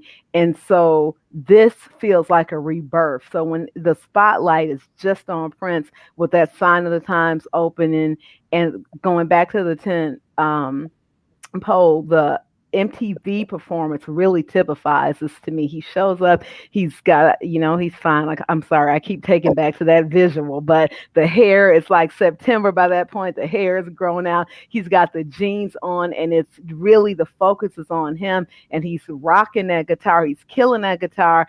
It's him on the song, and I love that. And then it feeds into, now here's my new band that's going to put everything you knew before this to shame. Here's my new band coming to join me. And then they just kill Play in the Sunshine. So I love that opening of Sign of the Times into Play in the Sunshine. The rehearsal show, I love him introducing the band, and I know what you said, D'Angelo, about it. It gets the party started with Housequake, and I'm from Chicago. I'm a househead. I love a party. But I do on that show miss that I would have loved to have seen him play Sign of the Times in that space in First Avenue, because the other shows, it's bigger venues, bigger stakes where he's opening with it. But I do just love that opening. So I agree with C. Lee that 15 minutes kills me, being from Chicago. I always love when he came out and just said, Chicago, you know, that was the party right there. And I agree with Nicolay. I understand how exciting it is to have your show on record, because I'm old talking about records, but to have your show recorded, because on the One Night Alone set, when he's doing, he's in Chicago and he shouts out Chicago, I'm like, oh, I was at that show. So I understand that too. And there are a lot of great moments throughout. I mean, a Prince concert is an experience that you usually need a week to recover from. But the first 15 minutes, you're right, Celie, they just set the stage to me. And I go to a lot of concerts, but nobody opens a show like Prince. And this Sign of the Times tour was literally Prince opening his show. And so that's what I liked about it. I'm going to say my goodbyes now. I do want to leave 2 points. I look forward to hearing the Squirrel Meet cue. I needed to hear how that, because it seemed like it was almost a free-for-all for whoever wanted to engage in the improv moment. I always look forward to hearing Squirrel Meet, particularly in Strange Relationship. So that's number one. Number two, to answer my own question, the performance of I Was Your Girlfriend on this particular tour really represents the only time Prince mastered the live arrangement, the live production of this song in particular, that he didn't overproduce it. It became something else with other bands. It started to reappear again with in '96 with an iteration of the NPG, kind of anchored obviously by Michael Bland and Sonny T, before he dissolved that and moved in the latter portion of '96. Before he dissolved that and moved to a different iteration of NPG. By that point, If I Was Your Girlfriend became something else. But on this show, the horn arrangements, the interplay, the intricacy of the arrangements, and how Levi and Miko are responding to one another, especially in the film version, you really hear what makes that performance and what makes that arrangement so wonderful. So this tour is responsible for the definitive live version of If I Was Your Girlfriend, with the exception of Piano on the Microphone, where he did it last week. Where he did it alone. That was amazing as well. But as far as from a participation standpoint, I think this tour best captured If I Was Your Girlfriend. And I'm out. Ricky, I hope you're not quiet just because I'm here. And so, but you guys, it's always a pleasure. And I will be back in full for next week. And yeah, I've had a ball this last hour or so. It's just flown by. So you guys have a great weekend. Thanks so much, Harold. And this is for you. Thank you. That's the way to honor me in all things. Just play Love Sexy. All right. So, Ricky, you have been quiet. Do you want to address either the 15-minute question, the first 15 minutes, or any definitive songs live for you? I mean, I agree with what Kamilah said. Just the first, 15 minutes of Sign of the Times was Sign of the Times, Playing the Sunshine, Housequake. That, I would put that up against any first 15 minutes of his other shows for like any of his other albums, and I think they would just kill it. And as far as like definitive songs, the ones that never get resurrected are the ones that stand out, like Playing the Sunshine, It's Gonna Be a Beautiful Night. Like those two stand out the most to me because he never really played those again live. And so, and then Housequake too. Like, I have to quote him often with, when he was asked about, when he kind of called out U2 and he said he can make an album like, I think like the Joshua Tree, but they couldn't do Housequake. And so, yes. When I think this particular moment, for Prince fans, it's big, but in terms of the masses, it's kind of an out of sight, out of mind thing. And so they weren't, like some people just didn't know where he was or like that he was still doing something post Purple Rain. And like, when you see, when you, want to share with people the magic or the genius of what was, like you show that clip of Housequake from like, I know the Sign of the Times movie, like how can you not think that that's a great performance? Like, I put that up against anybody, like you're not going to outdo that. And so, just, those are the ones that kind of just stand out to me. I do agree with Kamilah that, we now know that, he didn't play a whole lot of, I think, guitar on like Parade. So this tour was his return to his guitar hero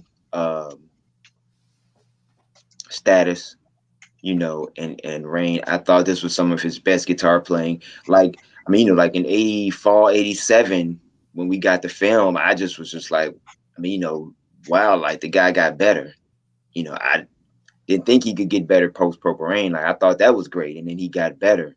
And so, and you see that in like the Sign of Time song, the Playing the Sunshine, the I Can Never Take the Place of Your Man, The Cross, and those tunes. So, that's it for me. I kind of agree with what was said earlier. Just like those first 3 songs going into Little Red Corvette kind of just set the tone. Mm. I mean, so, they just stand out the most. Like his first, yeah, it was just genius how he chose to do that. All right, we're going to take a very quick commercial break to look at Ricky's shirt. And if you don't know what that shirt is, you should know, because it's Eric Leeds' line for It's Gonna Be a Beautiful. So just won't say that. Thank you. All right. So anybody else want to address either the first 15 minutes or any live songs from the quote unquote Tentpole show? So now I kind of want to, we've already sort of started talking about this, but I also want to talk about any other performances that really stand out for you, whether it's rehearsals, after shows, or specific shows. And I do want to take a moment to talk about, in my opinion, one of the best after shows ever. And Prince had a lot of amazing after shows or one-off performances, whichever way you want it. It's actually more of a one-off performance, and that's the Fine Line show of December 5th. And that is, the recording is still, the audio quality of the recording is super crappy.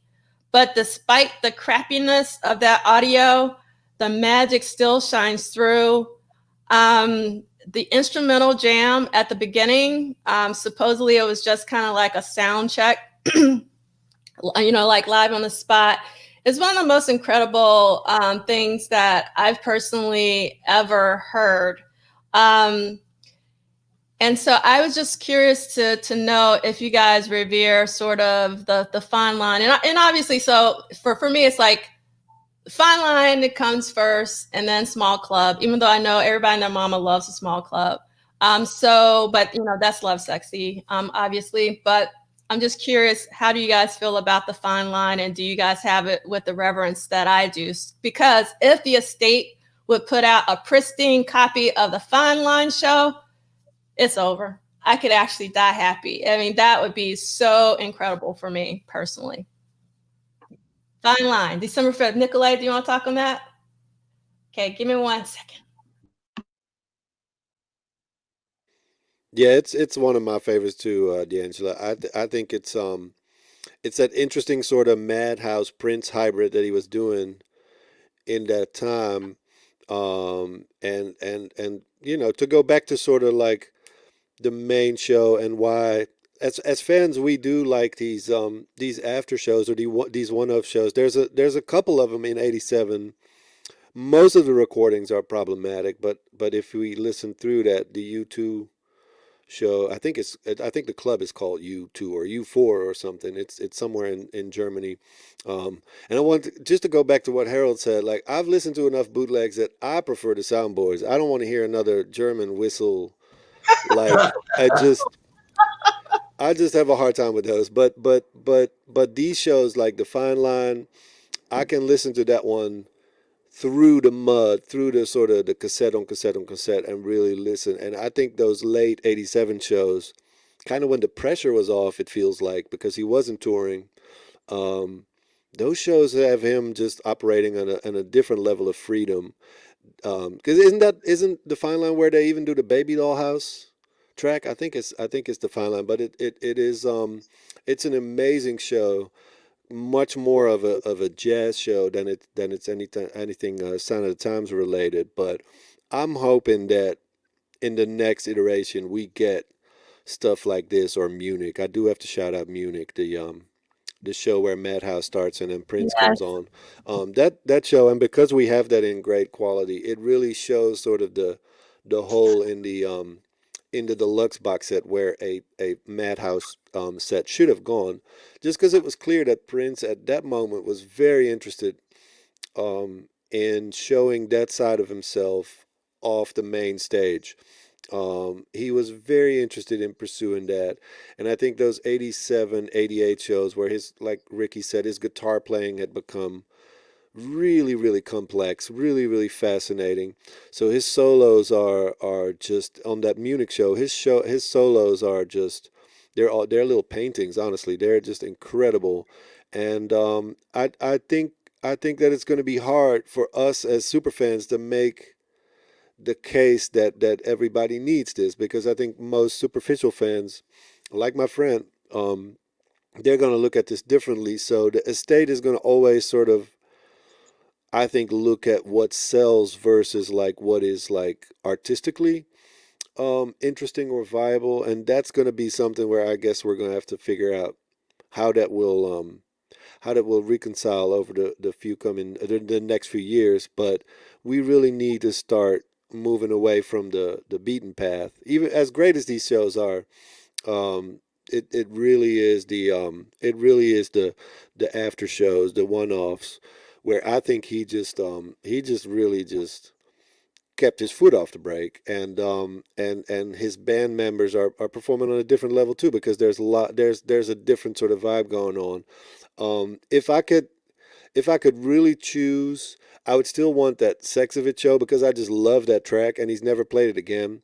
And that was a funky show. They were doing a lot of El Green covers, and those shows to me, when there's less at stake, I guess, is really, really what I love about 87. I hope we see some of that at some point. I'm cool if it's not even a video thing. I love the video shows, but at the same time, it's almost like I'm so used to just, I guess, like imagining that part of it in my own head with the bootlegs, that I would love to have a box set that is like 87, from March to December, and just, it doesn't even need to be anything like 8-9 discs or something like that.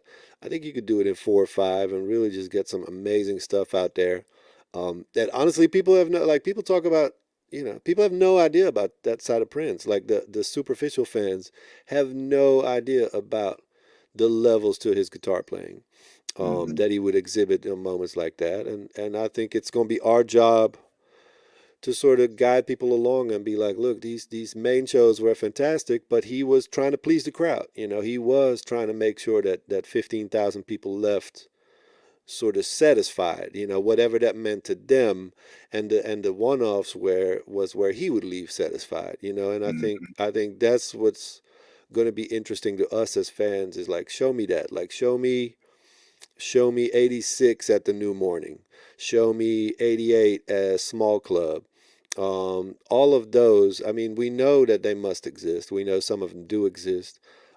We really need to add that to the catalog, because it's important that we appreciate sort of like his genius at moments in time where it literally seemed to flow right out of him. No preconceived, no stage set. The Small Club show is incredible because they didn't even have their own instruments. It was just I think Sheila was playing on a house kit, and it still has that unmistakable sound. So that's what I'm hoping for. So it's interesting that you mentioned the New Morning show from before, but there's also a New Morning show from 87 where he performs "What Did I Do?" I don't know if you remember that. I love that. And also he does Get Up by JB. So that's like one of my favorite after shows from the Sign of the Times tour. And the Munich show that you mentioned is incredible in terms of the sound quality. And I would have wanted that to be on the Sign of the Times Super Deluxe box set. I know you wouldn't like this, Nicolay, like over the Utrecht show, like if we only had to have one live recording included in the box set, just because Madhouse never really gets any love. And I think it's an incredible show. And then, obviously you still have more Prince, after that Madhouse, intro. So you could have gotten like a bang for your buck, so to speak. So I brought this up last week, but I'm really big as a teacher, retention through repetition. And people forget, and people might not watch all 5 of these recordings. So I am going to bring back up what I talked about last week, which is the King Crimson 1969 24 discs, 24, 26, 28 discs. I can't remember. A lot of CDs. The majority of it is live shows. That's the kind of treatment that I would love for the Sign of the Times tour. And if you want to, you can do a Sign of the Times / Love Sexy, the band with no band with no name box. I would just really, really adore that because there's so many incredible after shows. The after shows alone are just incredible.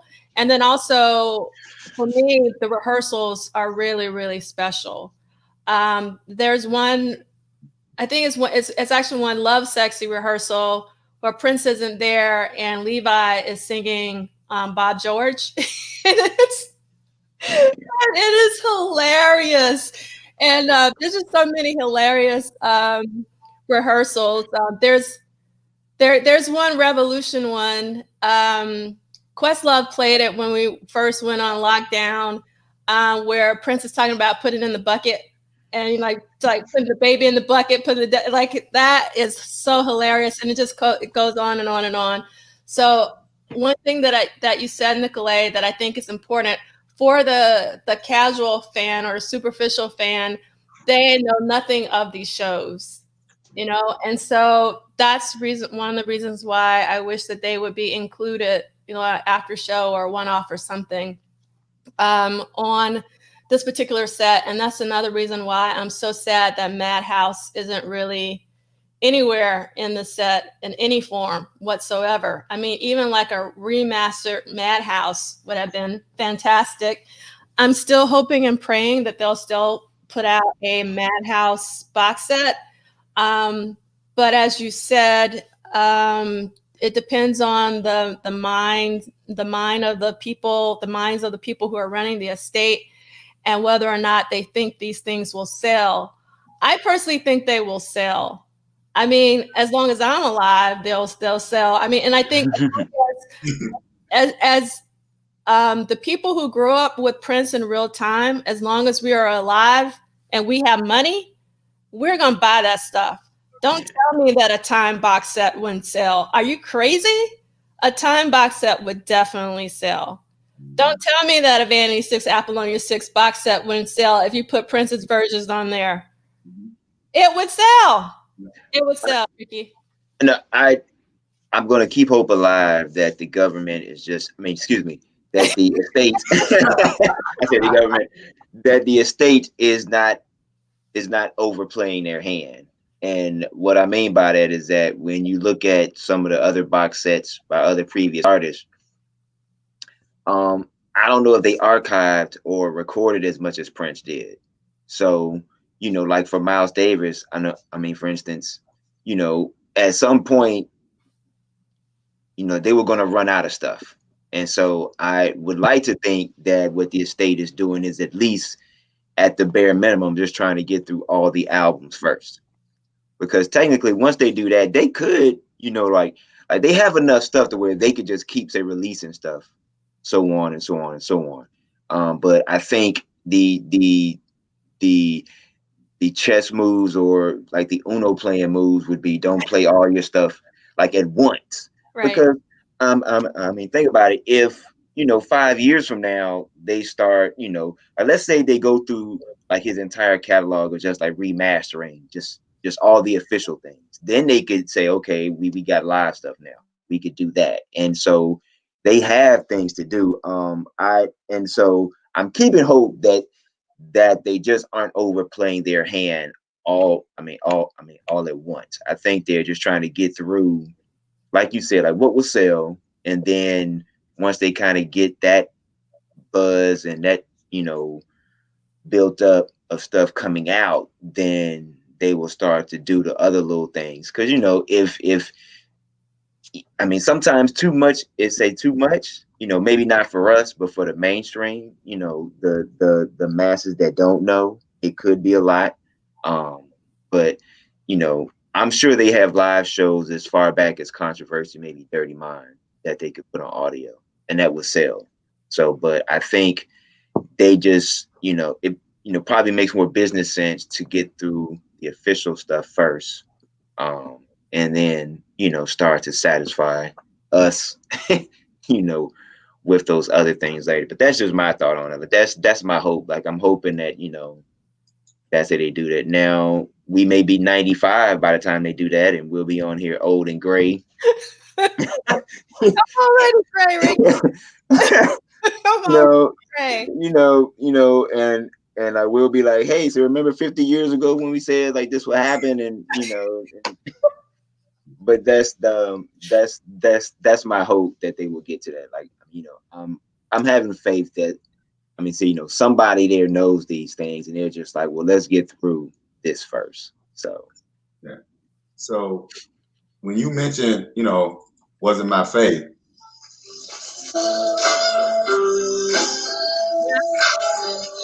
So I don't know if you could hear that or not, but I can hear it, and I know what it is. So I have both of the New Morning Paris shows. I play them together, the 86 and the 87 one. That's like my holy grail of after shows, because that 86 show, I've never had a good copy of the live version of An Honest Man. To me, that's just like one of the most powerful live slow songs that Prince has done, just everything on that. And what I found listening to the after shows for Sign of the Times is that when I look at, so what are the live shows, what are the after shows that I like most? I love the one at the Audubon Ball with Patti LaBelle when she sits in and they open with Positivity. Of course, I'm one of those, I have to cake for Small Club. And then again, the New Morning Paris shows. Those are my three, like, holy grail after shows. And I'm going to say something that's really blasphemous. I actually like the Sacrifice of Victor show better than any after show from the Sign of the Times after shows. And I don't know why. And I don't know why. It is, the Sign of the Times after shows, they're musical, they're free form, but none of them actually rise to the level of Small Club, the New Morning Paris shows, and that Audubon Ball show with Patti LaBelle. I mean, to me, that Audubon Ball show with Patti LaBelle, where they do Positivity and they do what's the other one? Shoot. And it's just that opening with Patti LaBelle on Positivity. I'm like, drop the mic. That is the quintessential after show experience. And I'm such an after show Prince fan that I actually once published a short story based on an experience I had at an after show. I was at an after show so Prince did a show here in Jackson in Mississippi. So he had the regular show, and then there was the after show. And there were two black girls. And what I remember about these two black girls, we probably in our 30s. I'm trying to remember, it was 96, 97. And they had sweated out their perm. And one young lady, like, she had sweated out her perm. And so this was after the after show. And she turned to her friend. And this was one of the most powerful things about art I had ever heard anybody say. She turned to her friend in all her Mississippi Southern drawl glory. And she said, "Girl, I'm broke, but I'm happy." And to me, that is the greatest comment you could make about, when you talk about take our money estate, right? Those of us who would go to the regular show and then rush and go to the after show. So I was so moved by that experience that I wrote a short story around that and published it. So, but I was saying all that to say, I have no idea why the Sign of the Times after shows just don't rise to the level of, again, the Audubon show, the Small Club, and the New Morning Paris shows. And to me, just New Morning Paris is just, man. But that's it. I'll shut up. All right. Anybody want to respond to that? Because I want to kick Leigh off. I'm a divert a bit so my brother can get one more pass of the plate. You know, it's interesting because, like I said from earlier, it's difficult for me to listen to Prince live shows because I want to be there. I want to be broke, you know, but happy. Also, so sometimes it's difficult. But one thing, maybe to touch on what you said, Leigh, when I look at all of these shows from '87, going back, bringing us back to the Tentpoles, is that what what I think is one of the many missed opportunities with this box set is that there should that rehearsal show in March should have been on there. There should have been an after show, because we're really seeing the evolution of this band and his relationship with this band. So that yes, by 1988, those after shows are, of course, they're off the chain at that point. 87, when you think about just chronologically the timeline, he putting this band, and yes, they've been around, some of these musicians, but as a unit, a cohesive unit, he put this band together like somewhere in January. He was just he finished the album. The band is put together in January. By March, they're doing that First Avenue show. And you can tell they're still working stuff out, but we get the beauty of that amazing version of Strange Relationship out of it. And I love how he is so determined to get squirrel meat in there somewhere that he's going to force it on a Strange Relationship. He's like, it is going to be in this show. But we see that in March. And then we've got the tour that starts like in May, right? So we've got that. We get the Sign of the Times film that's filmed probably around September or so in the fall, and then by December we're at the New Year's Eve show, and he's already prepping and morphing into Love Sexy. And so it's just this amazing arc, this evolution of this band. And those after shows are part of the story. The rehearsals are part of the story. I was listening to one rehearsal, I can't even remember if it was Love Sexy or Sign of the Times, but going back to the conversation about the horns, listening to Prince, as great as Atlanta and Eric are and what they add, listening to him tell them how to play their horn part, he's like a da da da da da da da. You guys probably know which one it is, and he's like, there should be some space in there. Wait, listen, and he does it several times, and they're mimicking Prince, and I'm like, this man was amazing, and we're missing that as we tell the story of Wendy, Lisa, and Susanna through songs that weren't included on the album or in the concert. Live performances, we're missing the story of Prince's greatness, and those after shows help to tell that. Those rehearsals help to tell that. Yes, we've got a couple of live performances that are part of it, but we're missing Prince, the band leader, Prince growing as a musician, as an artist, and this amazing set of musicians. I kind of took offense to, I think, Matt Fink or someone in the liner notes referring to them as technicians. They're musicians, they are talented, they're creative, they bring something to Prince's music that we hadn't seen before. I was looking at some of the reviews of Sign of the Times from that time era, and one of the New York Times shows said, this was a sophisticated band. The sophistication is clear. He's never been more, connected, or his soul and jazz roots, I think is what she said, are never more apparent. And this band brings that. And I just wish there would have been more focus on this band by including some after shows, by including some rehearsals. I don't need to hear the Power Fantastic with him telling Bobby Z what to do, because Bobby Z was about to get fired, so, but he did honor his contract. He honored that contract for 10 years. But the point is that, where am I supposed to focus? If we're talking about Sign of the Times and the Sign of the Times Deluxe release and this new band, I'll talk about this next week, but they deserve more than a couple of paragraphs on one page, and that's it. There really should have been more. And by including additional audio of these rehearsals and after shows, you really would have seen the magic of how we get to December from January, and how amazing the band is, and where Prince was. One thing, and I'll shut up in a minute, but one thing I love about watching the March show at First Avenue, and then the December show in his house, because now Paisley Park is built, is how he's the performance of Prince, pop star Prince, is still present. And when he's introducing the band, I still feel like parade era Prince persona, but then he evolves into Sign of the Times, morphing into Love Sexy era Prince in that December performance. So even that, it's like I start seeing North Minneapolis coming back out of Prince on that stage.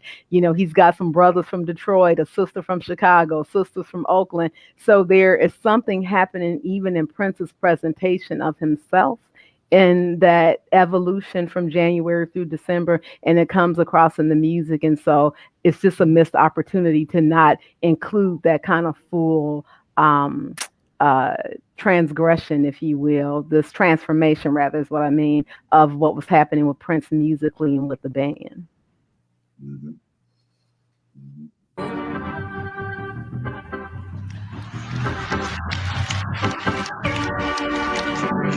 We'll take the, what did she say? We'll take what jingles, but we prefer what folds, as she said.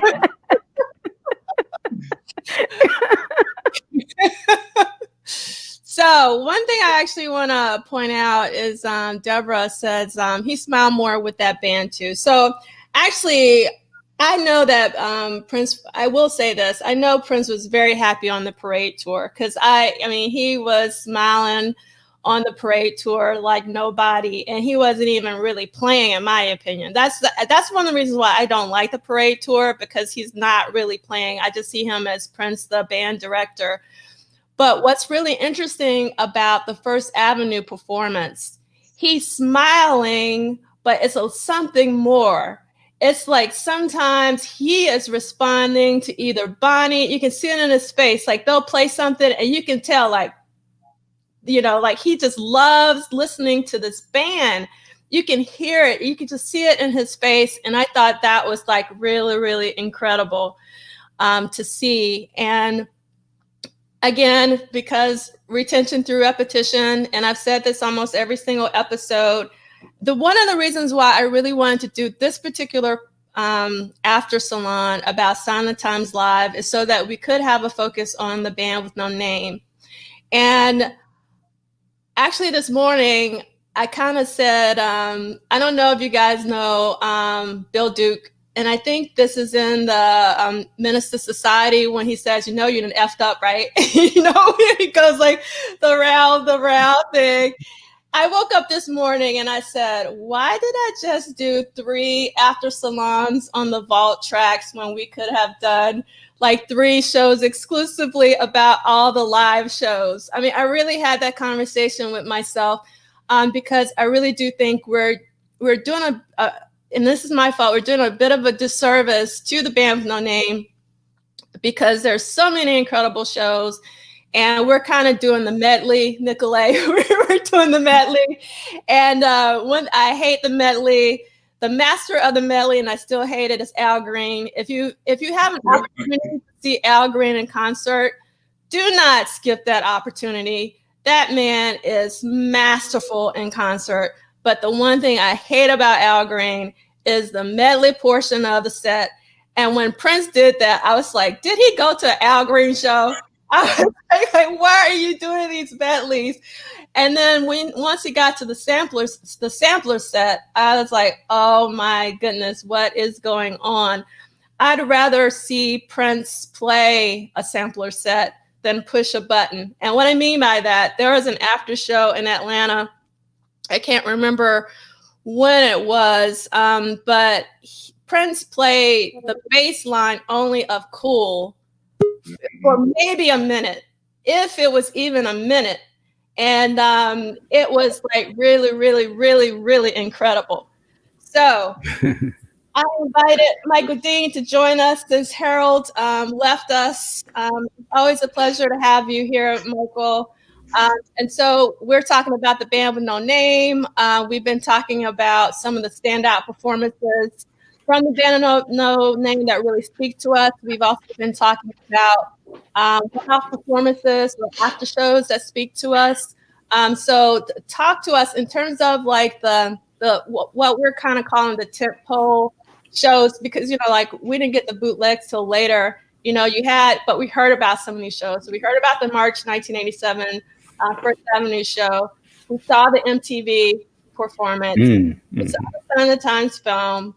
And we heard or eventually got, you know, half of the New Year's Eve show. So like out of all those performances, if you could only have a couple hours to live and you want to watch only one from the tentpole, like which one would you go for? Well, first of all, good morning to y'all. I literally just woke up, but I wanted to jump on and get a part of this. I've been watching y'all the last couple of Saturday mornings, like Saturday morning cartoons. I was like, man, how can I be a part of the Super Friends? So I appreciate y'all letting me come on. Man, all those shows. Did anybody mention the First Avenue? Like, okay. The 1987, yep, the first one. Yes. The new band.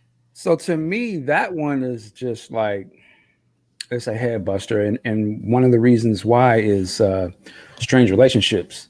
When they go into that, it's over. Like that was one of the first, that might have been one of the first bootlegs that I actually heard or I actually had an opportunity to buy back then. Like I bought it on a vinyl and didn't know what I was getting.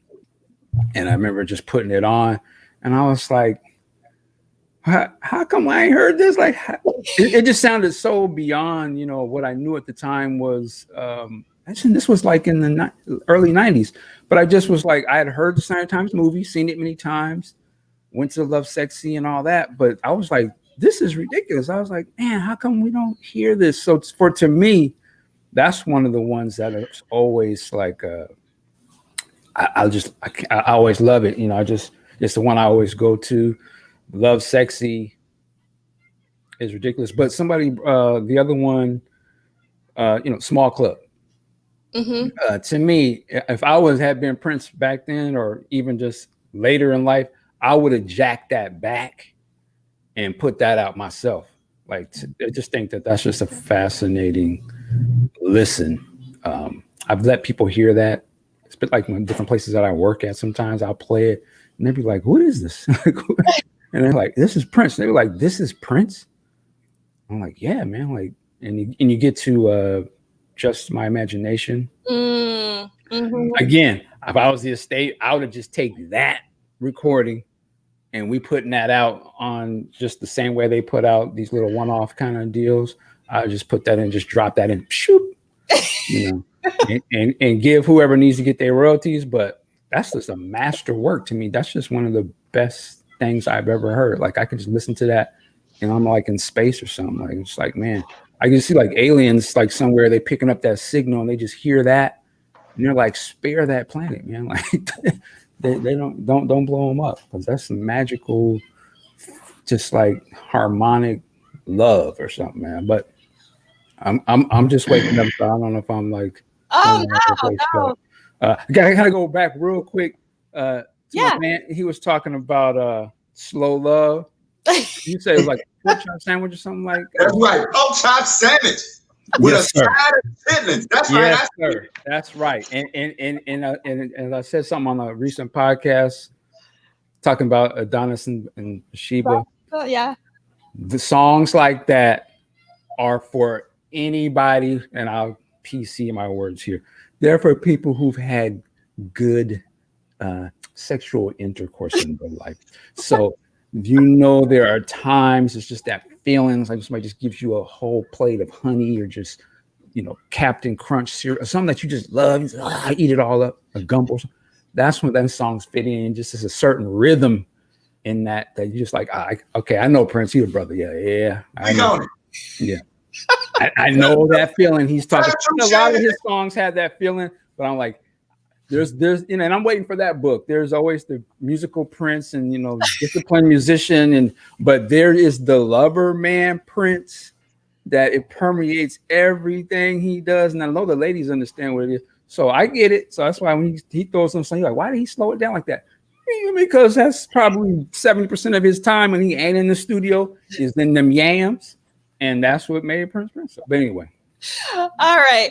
So I know you heard me. So I just have a disdain for slow love, and I'm not even going to go into it. It's like I hate slow love with a passion. You hate slow love like I hate, like my man said, the intro to the new tour. There we go. There we go. Because that ain't it, Prince. I'm gonna. It might be time for Michael to go back to sleep. He needs a few more. You need a few more minutes on that snooze button. My bad. Nicolay, I feel like you want to say something. Yeah, man. What the hell, dude? Like, what are you talking? Salute No, the okay. clip, man. I love it. No, well, for one, I love Slow Love. I think it's funny that Harold even talking about the magic of Eric Leeds and Atlanta Bliss, and then he hates on Slow Love. It's like that's sort of one. I think at least in the tour, the prime moment where those horn arrangements are just wonderful. I wanna really talk about Miko and Levi, because like I've said this before. I'm a huge Levi Seacer fan. I think Levi is my favorite Prince band member in the timeline. Uh, Started as a bass player and then becomes an equally exceptional guitar player in the '90s for Prince. But Miko, um, the thing that makes that strange relationship so damn funky is Miko on that little. It's not on the record, but they get into that groove, and I just think that Levi and Miko sort of just cream all over that damn show, man. I mean, I hate to put it that way, but it's just like there's something that, and even John Bream at the time realized it. I've read a review of the First Avenue show in that John Bream literally posted, I think, the next day in the Star Tribune, and he even says like, as much as stuff was good before, like there's something else going on here. He acknowledges that the band is still in rehearsal, that some of it is a little rough, but he's also like, this is a different thing altogether. And I just think that Levi and Miko, I mean, I love Sheila as a drummer. Every single band member in that band does something crucial, I think, in that sound. But Levi and Miko just carry both the Sign of Time show and the Love Sexy shows. I think they are so incredibly funky, and in the pocket, and yet so effort. Like if you think about these cats doing these dance moves, especially on Love Sexy, you just don't even realize like how can these guys stay so in the pocket, stay so in the pocket at all times, and especially Miko because he pulls those guitar solos out when Prince is not even doing them, and they're on point, man. This is the first time I think, I mean, Dez was, I think, played the same part, but I think when Wendy was in the band, he didn't really have that other guitar player that could sort of slay close to what he was doing. And Miko, obviously, both on rhythm and on lead, really was his equal. Some say even maybe more than that. And combine it with Levi, man, just I can listen to just and you hear Prince in these after shows, like he's talking to Levi, and you just it's like D'Angelo just said, you just hear the joy. There's genuine joy there. There's genuine brotherhood to me. It seems like coming off that. I realize these people are hired hands to whatever degree, but there seems to be something really really gelling. They're clowning. They are just an incredible rhythm section. And so Levi Seacer Jr., I would have loved to really hear more about him in this box set. Miko, kind of like their, just I don't know. I do miss that. I really really miss, especially those two. Like their presence is. I know Levi was on the podcast for the New York show or the New Year's Eve show, and that was really really cool. I was really pleasantly surprised to see him, kind of his face, and him just speaking about his memories, because we don't really get that a lot. I do think that as successful as these bands were, um, you don't really hear about Bonnie Boyer. You don't really hear about Levi and Miko, and I think it's a shame, man. I think it's a real big shame. But I want to shout out Miko and Levi because in my mind, they're like the dream sort of like tandem, and they're so incredibly funky. And that's really kind of like what my measuring stick is like how in the pocket these guys are. Like especially Miko, it's just disgusting. Honestly, it is literally disgusting how funky that guy is, and I mean, I think it really sets the tone for the entire live sound of I mean, Miko and Levi obviously up until 90 or something like that, but just incredible talents, and truly I think on par with what Prince was doing himself on those instruments, but also what he needed for them to do in the arrangements. Shout out to Oakland. Teacher, may I walk through the door that Nicolay just opened? Come on in.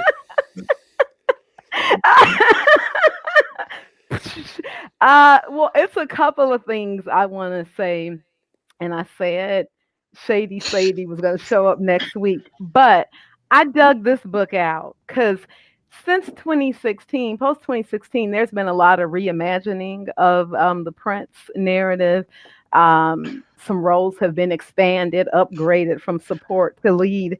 And I just wanted to go back and point out a couple of things because I agree, Nicolay, Levi and Miko's playing are exceptional. Miko's Cabria, I saw a post, shout out to my twin sister. Cabria posted about Miko's lead playing also, what a compliment it was. Rhythm, he was so versatile. I love, in particular on the December show, the extended introduction to If I Was Your Girlfriend, just to hear those beautiful enhancements that Miko was adding. And on the Utrecht show, Miko on When Doves Cry, his playing, I'm just like, this brother, Levi is playing like he's playing for tips the whole night. I mean, he goes in on that bass, he's walking, it's just so much, but that brotherhood you were talking about, that freedom. I was looking back at Pierre Nelson's book and around the time when the new band was brought in, and this was even when Brooks and Wally were brought in, and they were talking about how Wendy was really resistant to another guitarist being brought into the band, but it was clear Prince was looking for something else. And I was reading when Levi, in this Rolling Stone interview around this box set release, he said that he initially had auditioned to play guitar when Prince was putting together The Family, and Prince he wanted to hire him. He said he liked what he was doing, but he had just kind of brought him in to teach somebody a lesson because they thought they couldn't be replaced on guitar, and he wanted to show them that they could. And Levi called it a James Brown move. And he said later Prince was out with Sheila E. and Levi was playing bass, and he's like, wow, you play bass and guitar. Like, yeah, I'm gonna find a place for you. And so you see the wheels are already turning around like 85, 86. Prince is thinking about, how can I use this brother? We see Miko get added. There's a parade tour where I can't remember which performance it is, where Prince calls Miko forward, but then Wendy comes forward, and I'm like, what is she doing? I want to hear what Miko's going to do with this. And they're kind of both moving up, so you could see that tension was there. But Fink was talking about when the new guys were coming in, and Wally and Greg, and he said, I felt like Prince was favoring the black side of the group. It was like, do your job. I'm going to go hang with my black buddies, my gang now. He loved playing around with Brooks and those guys.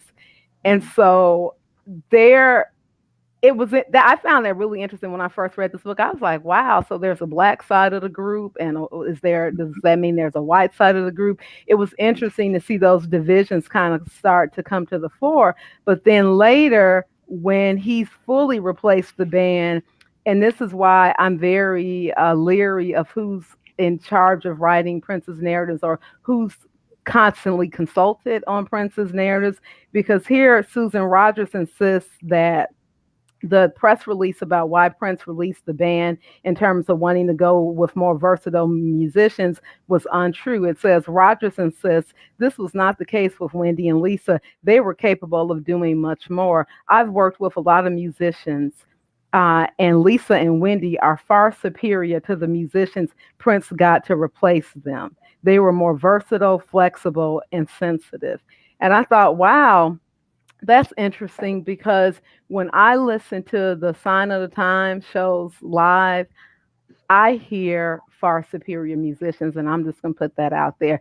Everybody plays their part. I don't want to diminish anybody's role, but when Prince needed superior musicians to take his music into a new realm, he knew what he was doing.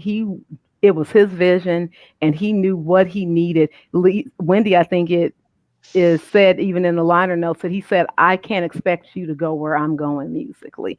Prince was not stupid. You know, this man was a genius. He was creative and he was growing beyond what he had. And the proof is in the pudding. We hear that. You know, we hear it in Levi's bass. Brown Mark is a great bassist. He's not Levi Seacer.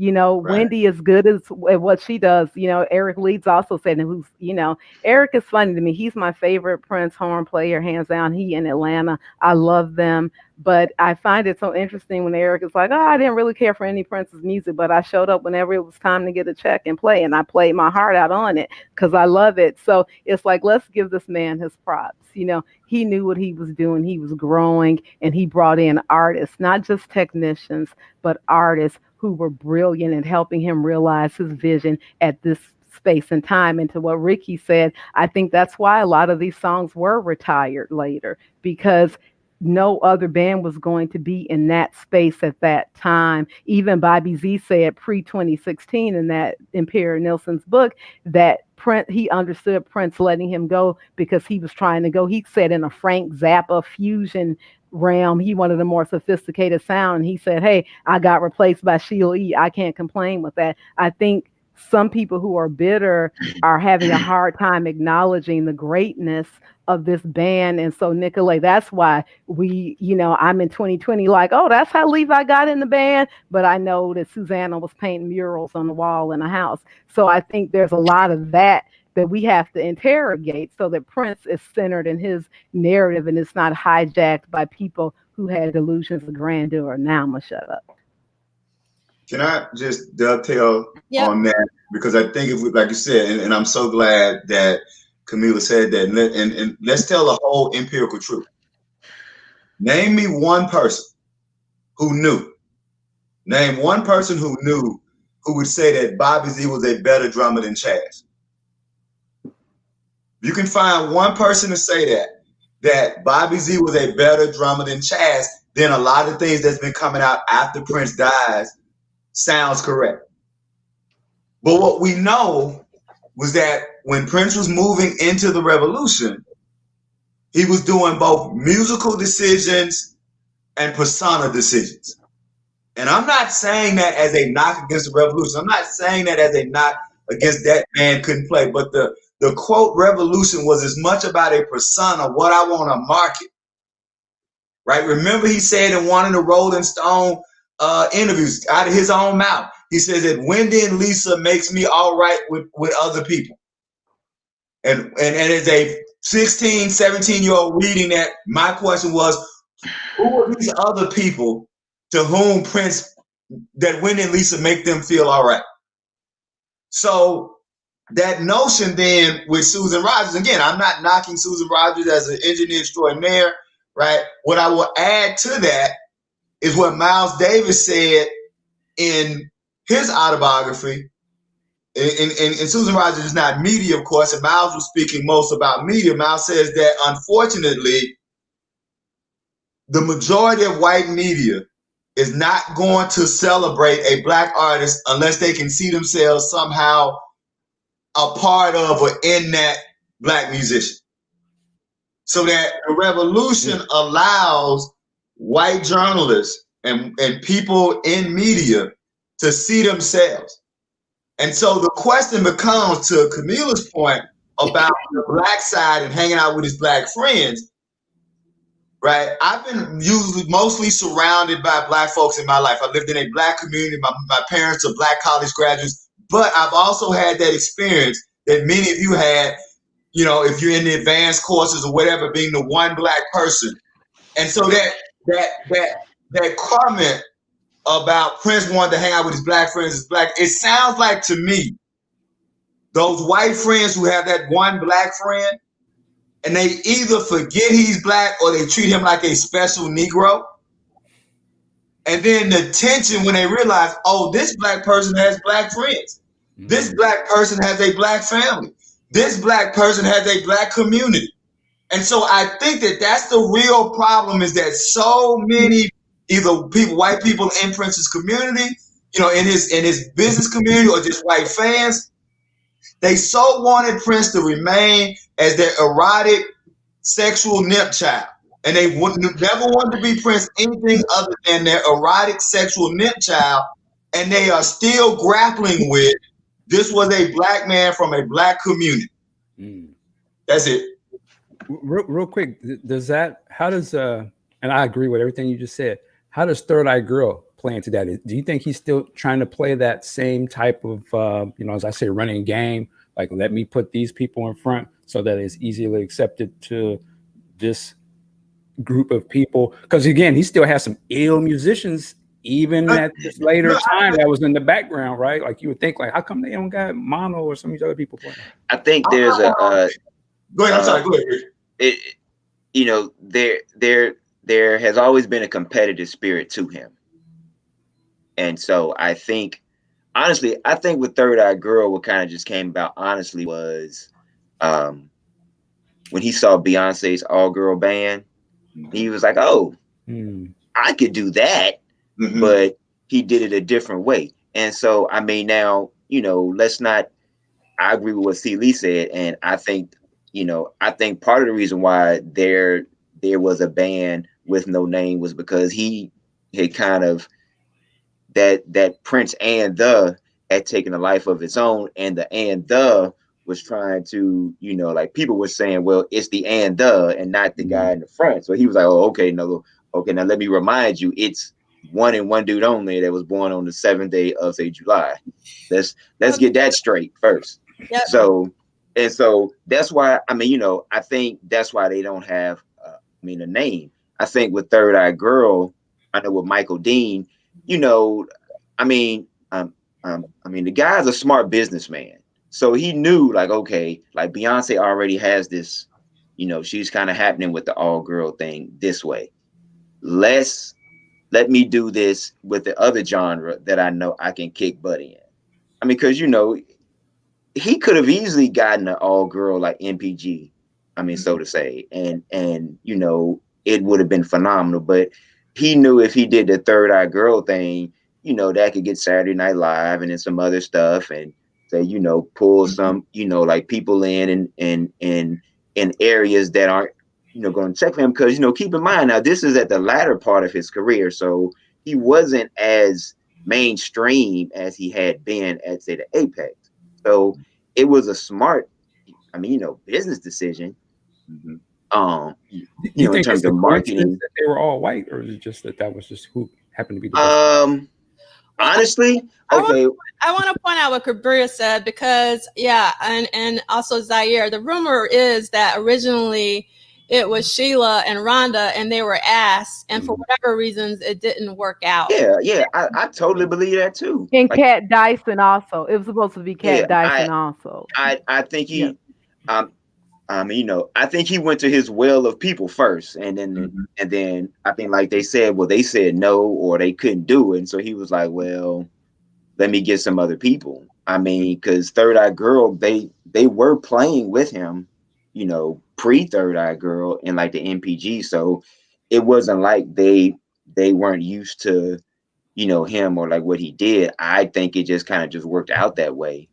I don't think it was like a deliberate thing to go out and get, certain people of a racial demographic to say, hey, well, let's just, get some more Duran Duran money or get some Bruno Mars money or something.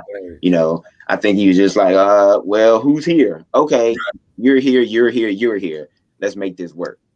Because his A team wasn't there. So he was like, well, let me get, but the A team ain't here. So let's go with the B squad. And then, that kind of panned out. But, I honestly think, back to what I was saying about the and the thing, I think that's why, even with the why he was hanging with certain, like, I think, like, I think certain say musicians, because even in like the Rolling Stone like article and all, like when they mention like Joni Mitchell, you get this sense that, like, this is the same guy that also grew up off the Ohio Players. Right. Like he grew up off this other stuff, but they never mentioned that. So they paint this picture of, oh, this just this universal cat. He grew up in the 70s, super like utopian, and he like, he dug Joni Mitchell and and all this other stuff. Well, he was also a grimy funk cat too. You know, he dug Funkadelic and he dug like the Ohio Players and he dug all this stuff. Only we didn't see that side of him come out until, you know, Sonny came into the picture. But you know, like when Wendy and Lisa were there, you know, like you kind of just got this thing where they were like, oh yeah, you know, like we put him on like to like some Beatles stuff and this and that. And you kind of like, wait a minute, this dude, you know, he's just universal. Like he was, I mean that he was, but they tried to kind of like, you know, not let you know that this is the same dude dancing at Earth, Wind and Fire at house parties like everybody else at that age. So. Yes, Nicolay, give me 1 second. Mm-hmm. I wanted to say one thing about that Susan Rogers comment about the people following up Wendy and Lisa not being as proficient. I feel it's the exact opposite way. And in fact, the firing of the revolution didn't just happen in November or October, what was it? Happened during the parade tour. And if you listen to Mutiny on the parade tour, Miko is carrying that on his back pretty much single-handedly. And this is when you know there's no way in hell that Wendy comes back after this. Miko is like easily twice as loud in the mix. He's doing all those incredible high up the neck parts, that sort of family feel that just Wendy didn't have. Like she was a very capable, I think, rhythm player, but she had none of that pocket. And I think on the parade tour, you just hear Miko is maybe behind the piano, but like volume wise, he's up there, dude. And I feel like, especially during Mutiny, I feel like they actually turn him up, and it's just all I hear is that that's Miko, man. And I mean, honestly, at that moment, you realize like Wendy is not going to be asked to return. And I think he knew that. He had that. I think by putting Miko in the band, I think that was like their last warning or whatever you want to call it. But that was, I think the biggest testament to that, and how I always, I know resign myself to it is, you know, the post-revolution band members could play revolution stuff. The question is, could the revolution play post-revolution band member stuff? That's something we'll never know, you know, unless they just go on tour and then start doing it, which I doubt. But the fact that the post band members could play their stuff and play it, you know, like execute it well enough to get the job, that says enough about their technical like facility to me. As like a musician, like that's say, you know, like they came behind them, you know, played the current stuff and played their stuff. Okay, well, I mean, discussion over. If you actually look at the music video to America, and you get to that part where Prince gets up on drums, and listen, I'm gonna say this: I love Wendy and Lisa, but if you listen to that guitar chicken scratch, that's actually not Wendy playing that. It's Miko. Yeah, it's like I don't think you can see him on the stage, but first I used to think, yeah, Wendy is raw as hell. Then I'm looking at her when she's playing, and I noticed that she's playing something else. Right. Somebody off screen that's doing that ill stuff. And I was like, okay, yeah, Miko is that guy. And coincidentally, I spoke to Miko yesterday, and he doesn't want to come out, but he definitely is aware of everybody showing him love. And he said he'll speak at some point, but he definitely is appreciative of everybody, you know, bigging him up and stuff. He did say this, that he said, because he said that him and Prince had an agreement that Miko would be sort of like the villain playing a character, and Prince was the shining guy in shining armor, would come in and swoop up the girl. And he was just saying they had their own thing between them. Miko was in the band, but necessarily kind of his own dude. And then I had to ask him, I said, y'all came to blow, y'all about to come to blows on that rehearsal? And he just said, listen, I'm from the hood, so there's no like, he was like, stop it. And wouldn't have been no blows.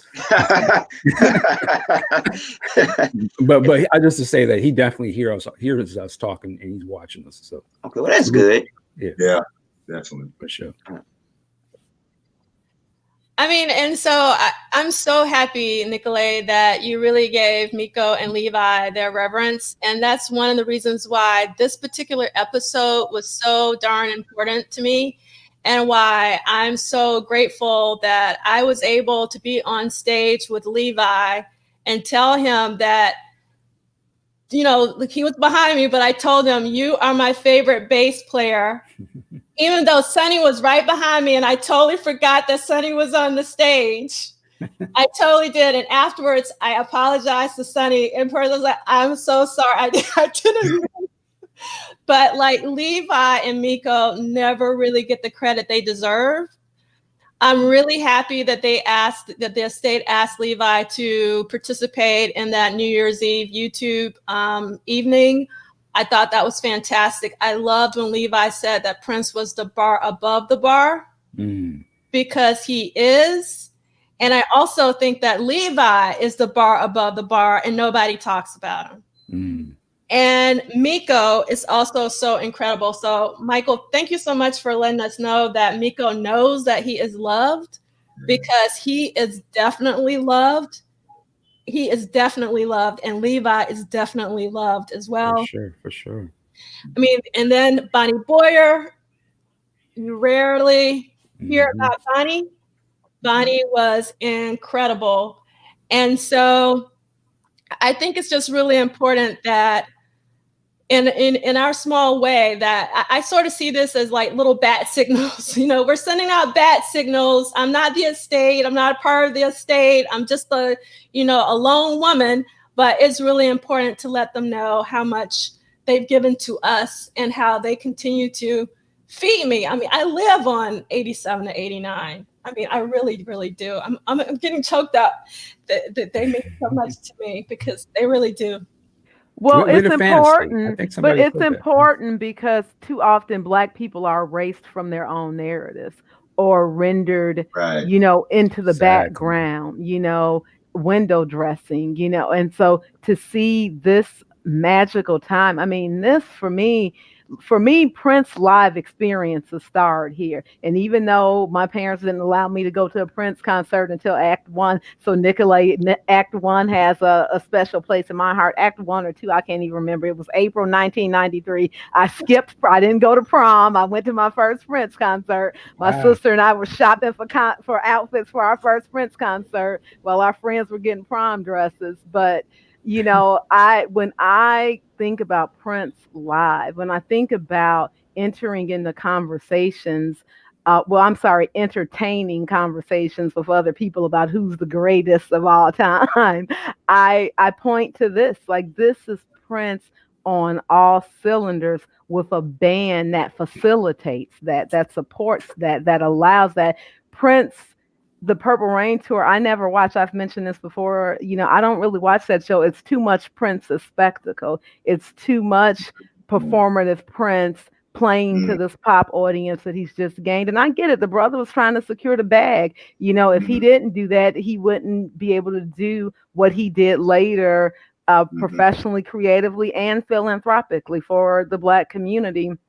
And that's one thing about anyone who takes kind of this role of Black leadership. There needs to be some level of independence. And Prince was very wise about securing that for himself. But then so quickly in his career, by this time, to say, hey, now I'm going in a different direction. And these are the people I'm choosing. I chose them just like I chose everybody else.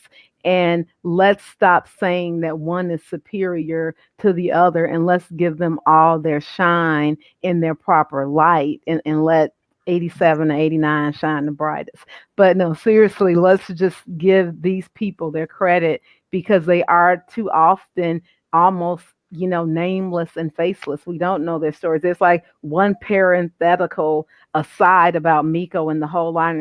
He had joined on the parade tour. It's like, that's it? That's all you're going to say about Miko? Kat, and I can't get off here today without acknowledging Kat's amazing presence, what she brought to the show. You talked about the guys being in the pocket and playing and still doing their dance moves. Kat bringing that into the show. Kat bringing out a side of Prince we never saw before. Kat, representing femininity and freedom and womanhood on that stage, and sensuality and power and all the creativity and fun and Chicago and house music. But she's also bringing in the street style, like, you know, when she and Sheila are kind of battling, kind of dancing. There's so much going on that all these people bring to the show. And Kat wasn't just an erotic foil, as people like to call her.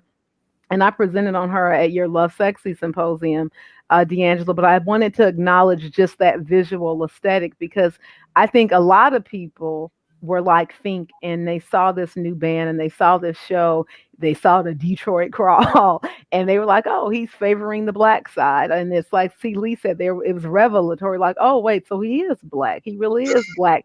And that was hard for some people. And I think that's why, even in the repackaging of this, now that time has shown this to be a masterpiece, it's like, who else can we attribute this masterpiece to? I did an excellent, I got to shout out Kanisa Williams, Darlene Nisi. I did an excellent podcast. I say excellent because I was just happy to be in the room with her and Tanya Pendleton and Erica Thompson. And it was we discussed this idea of Prince being seen as the magical Negro.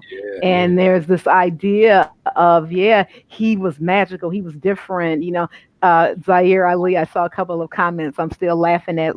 This is who I found on YouTube. But he talked about this idea of people kind of wanting to hermetically seal Prince off, you know, from his blackness. And by 87, 89, that seal was shattered. And so I think that's why this band is often overlooked, and sometimes their not sometimes, but their contributions diminished because, you know, they were black. Let's be real. Let's call it what it is. This was a new shade of Prince, and it was one that people who had just been introduced to him in 1999 were not used to.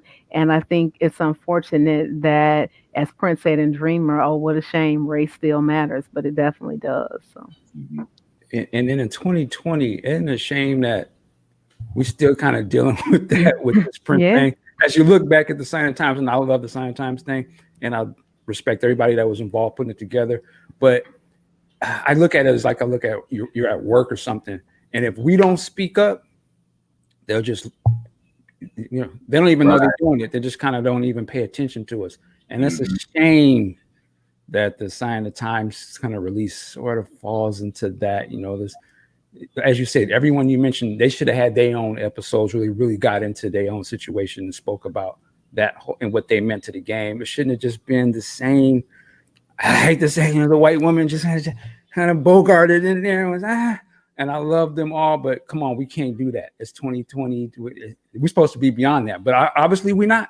So we're going to keep our foot on their neck with all these podcasts and stuff that we do. That's why what you do, really quick, what you do is so important, Michael Dean. I mean, you really interview so many people whose stories just are not told. And I love listening to, I mean, I'm like, oh, Dave Hampton, you know, I just love listening to all of the wonderful people who are part of the Prince story, because it's Prince's story first and foremost. You know, I know they'll rewrite it and have him, you know, in the back seat, but I'm not going to let him green book Prince. So, you know, the idea is that I love what you're doing. I just wanted to say that because it's important that these voices and these stories are heard because they are all part of the Prince story.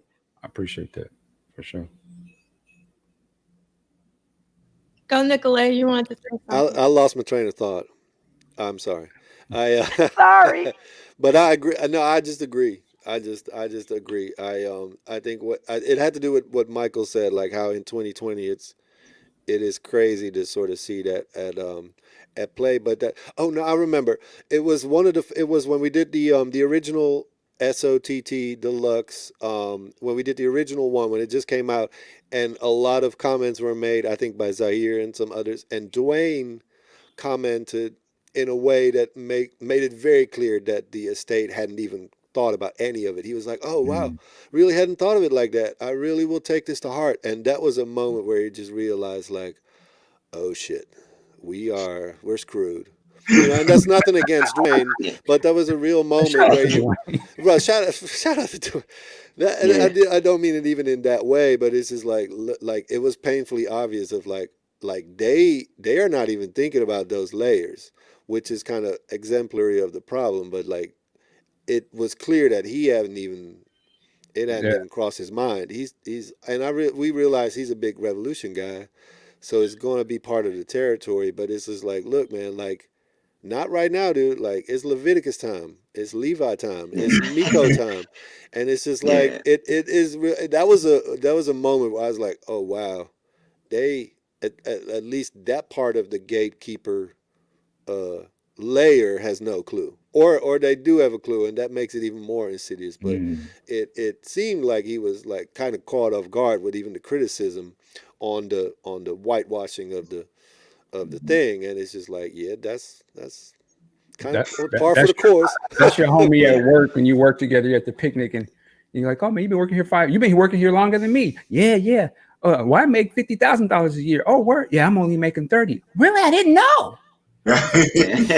Yeah. Well, man, so I think Prince may be the only one of the few musicians that I know, and then again, this is another Miles Davis reference, where people know the band members. You know, normally when people mention Miles Davis, unfortunately, they mention either one of the two quintets. The Coltrane one or the Wayne Shorter one. But people forget that he had other like musicians post the second quintet. And Prince is kind of in that realm too, where, unfortunately, when people mention him, they think of one particular unit, or they think of maybe, I think another unit. I think the biggest loss for this band was that one, they were never really celebrated properly. Like, they had a film, but they weren't, kind of celebrated in that film. They did a major tour, but this was pre-social media, pre some other stuff, and so they weren't as celebrated as, say, the Diamonds and Pearls tour people were. So, unless you were a connected fan, you didn't know who these people were. They were just, oh, okay, Prince is on tour. He's got some new people. Let's go out. Now, of course, we knew their names, but, compared to I think the other people, I guess other band members, they had some other things that kind of showcased them. And this unit wasn't as really showcased that much. The other biggest thing was that, and I remember this very vividly in like 87, there was a lot of excitement to see who the new band was, but we saw them, but we didn't see them. Like, you got the look video, but you were trying to slow it down or like watch it a bunch of times to try to figure out, oh, okay, well, this is this person, this is this person. And then when the movie came, I mean, again, it was visually on screen in the theater so massive, you're trying to keep up because of all the camera angles and things. And the next thing you know is Love Sexy Time. You're kind of, you kind of got to figure it out, but there were no videos other than I Could Never Take the Place of Your Man, which was from the movie, so like you didn't get a lot of band photos. You didn't get, a whole lot of stuff. Oh, we had Donnie Simpson in BET. He was having one. That is true. Yeah, Donnie held us down. I'm saying Donnie held us down. But again, we knew who these people were, but we didn't get to see them. I guess I'll put it in context this way. The album comes out in March. Before the film, the only thing that we had was that You Got the Look video and then an MTV performance. That was it. That's the only times that we saw him. And, camera time was more so for the, the Gemini himself. So basically, you had to be quick to catch what you saw. Then you had the film. Okay, again, wasn't a whole lot of features in them there. Like, you saw them, but they were just, performing. Like, we didn't know like their personalities or anything. So, hopefully in time, and I'm glad Miko is making himself available. I think that's the other thing, is that if the powers that be, whether that be the estate or say like whomever, don't want to make them available or go tap their shoulders, then you know, it's up to these platforms to say, hey, you know, we'll give you a chance to say your piece or speak your time or say what you need to say. And I think that's the biggest thing, is that, say, you know, just providing them opportunities to say their thing, because so, you know, we could wait for them, you know, like wait for the estate to kind of, I think, go to them. But given this one's already passed, they got 2 more chances with certain people. That's the Black Album and then Love Sexy. So, and if they don't get them in, then is contacting these people. I just think it's like in Miko's case, he said, I'm cool. And listen, I totally respect that brother's thing, because you know, whereas I would love to hear from him and love to sit and chat with him and say, hey, tell me about this. I know for some people, because they were there and they were invested, it's very, say, emotional. Right. And he may not be at that place to where he wants to talk about that stuff or like share that stuff, because it's, you know, it means so much. So I totally understand that. And I mean, you know, I would hope that he would reconsider some, but if say he doesn't, then I understand. And it also too, you know, it's like the time I went to a bass clinic and met Rhonda Smith, and we were talking, and I was like, yes, remember that time like you and Prince did like Boogie Oogie? And she was like, oh yeah, I forgot about that. They just do forget sometimes. Sure. Right. Sure. I mean, like, we remember, but they do forget. Like, she was literally like, oh yeah, I totally forgot about that. She was like, oh. And you know, and I'm sitting there like throwing stuff like, oh, remember this and this, and she was just like, oh yeah, you know. And then it came back to her later, because she came back like the next day, was like, oh yeah, you know, so I do remember like when you said, and you know, like they do forget, because it is for them, you know, a crash course and stuff. So I mean, I have a better, you know, I can better respect them saying like, hey, look, I just don't remember, or you know what, maybe I'll just stay here, you know, because they don't remember, and that's okay. Like, we're human. So, all right, Sheila, did you have your hand up? Yeah, just I wanted to echo something Attorney Twyla Perry said, that, and connecting to something that you said, which is that what you're doing is important because you are not indebted to anybody. So the fact that you had these conversations, because you're not indebted to anybody, you can have as many conversations as you want to have. And you have enough connections with enough expert people to have as many conversations that you want to have. And so to me, I know I'm a broken record, but I'm going to keep driving that point home.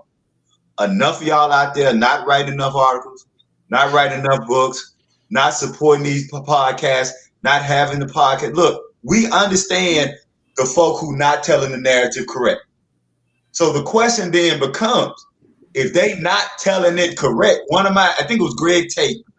One of my favorite Greg Tate stories is that somebody had written an article about Parliament Funkadelic, and Greg Tate wrote a hand note to the magazine and said, I can write better than this bullshit y'all publish.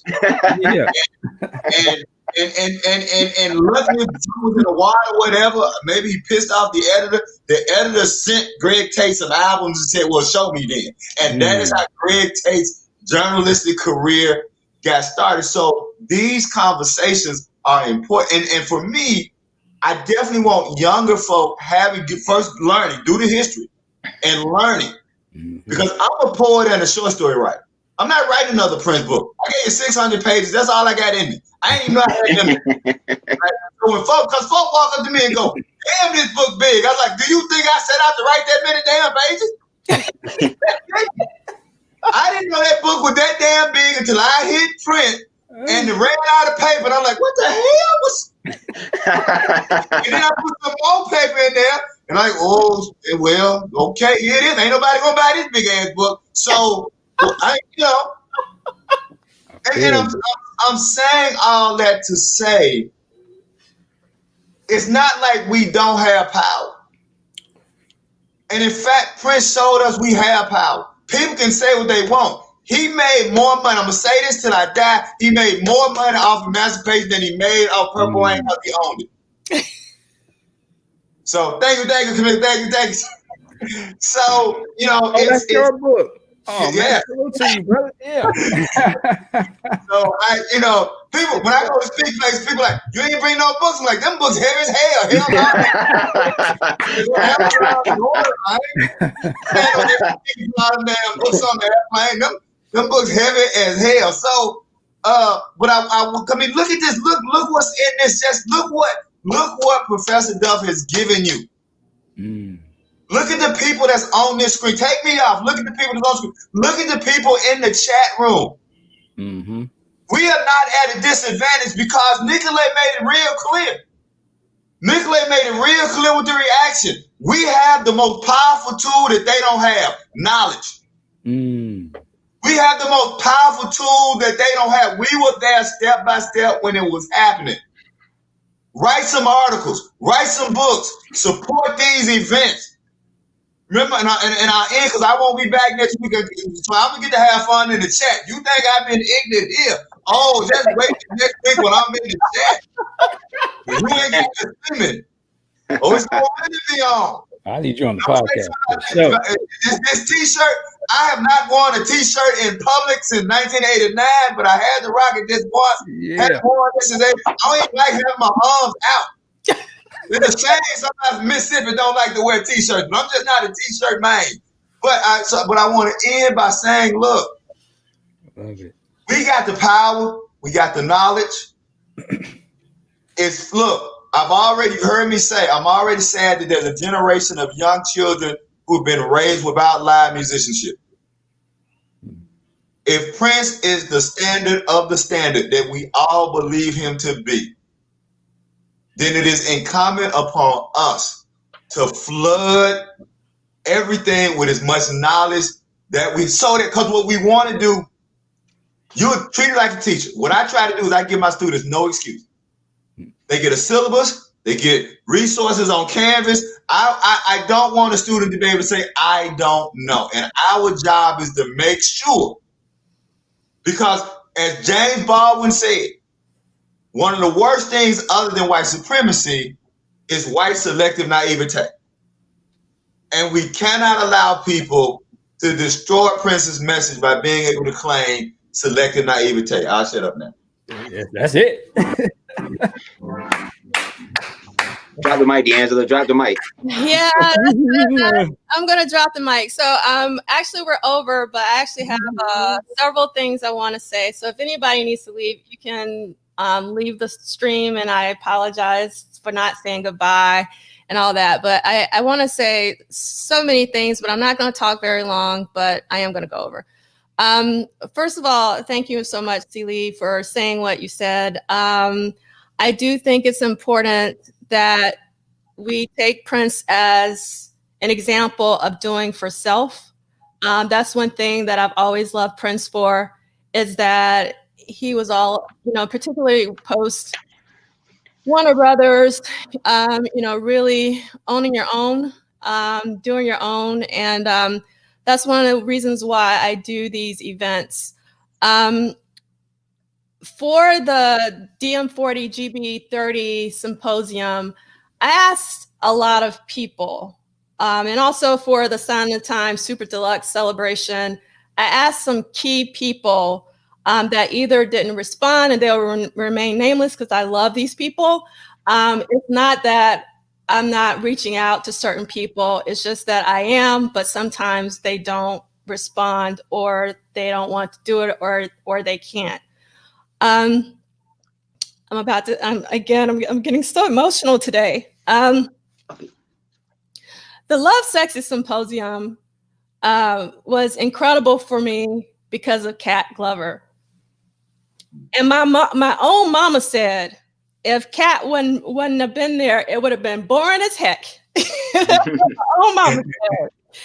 And like when I rewatched that video and seeing Cat. Take your time, D. Take your time.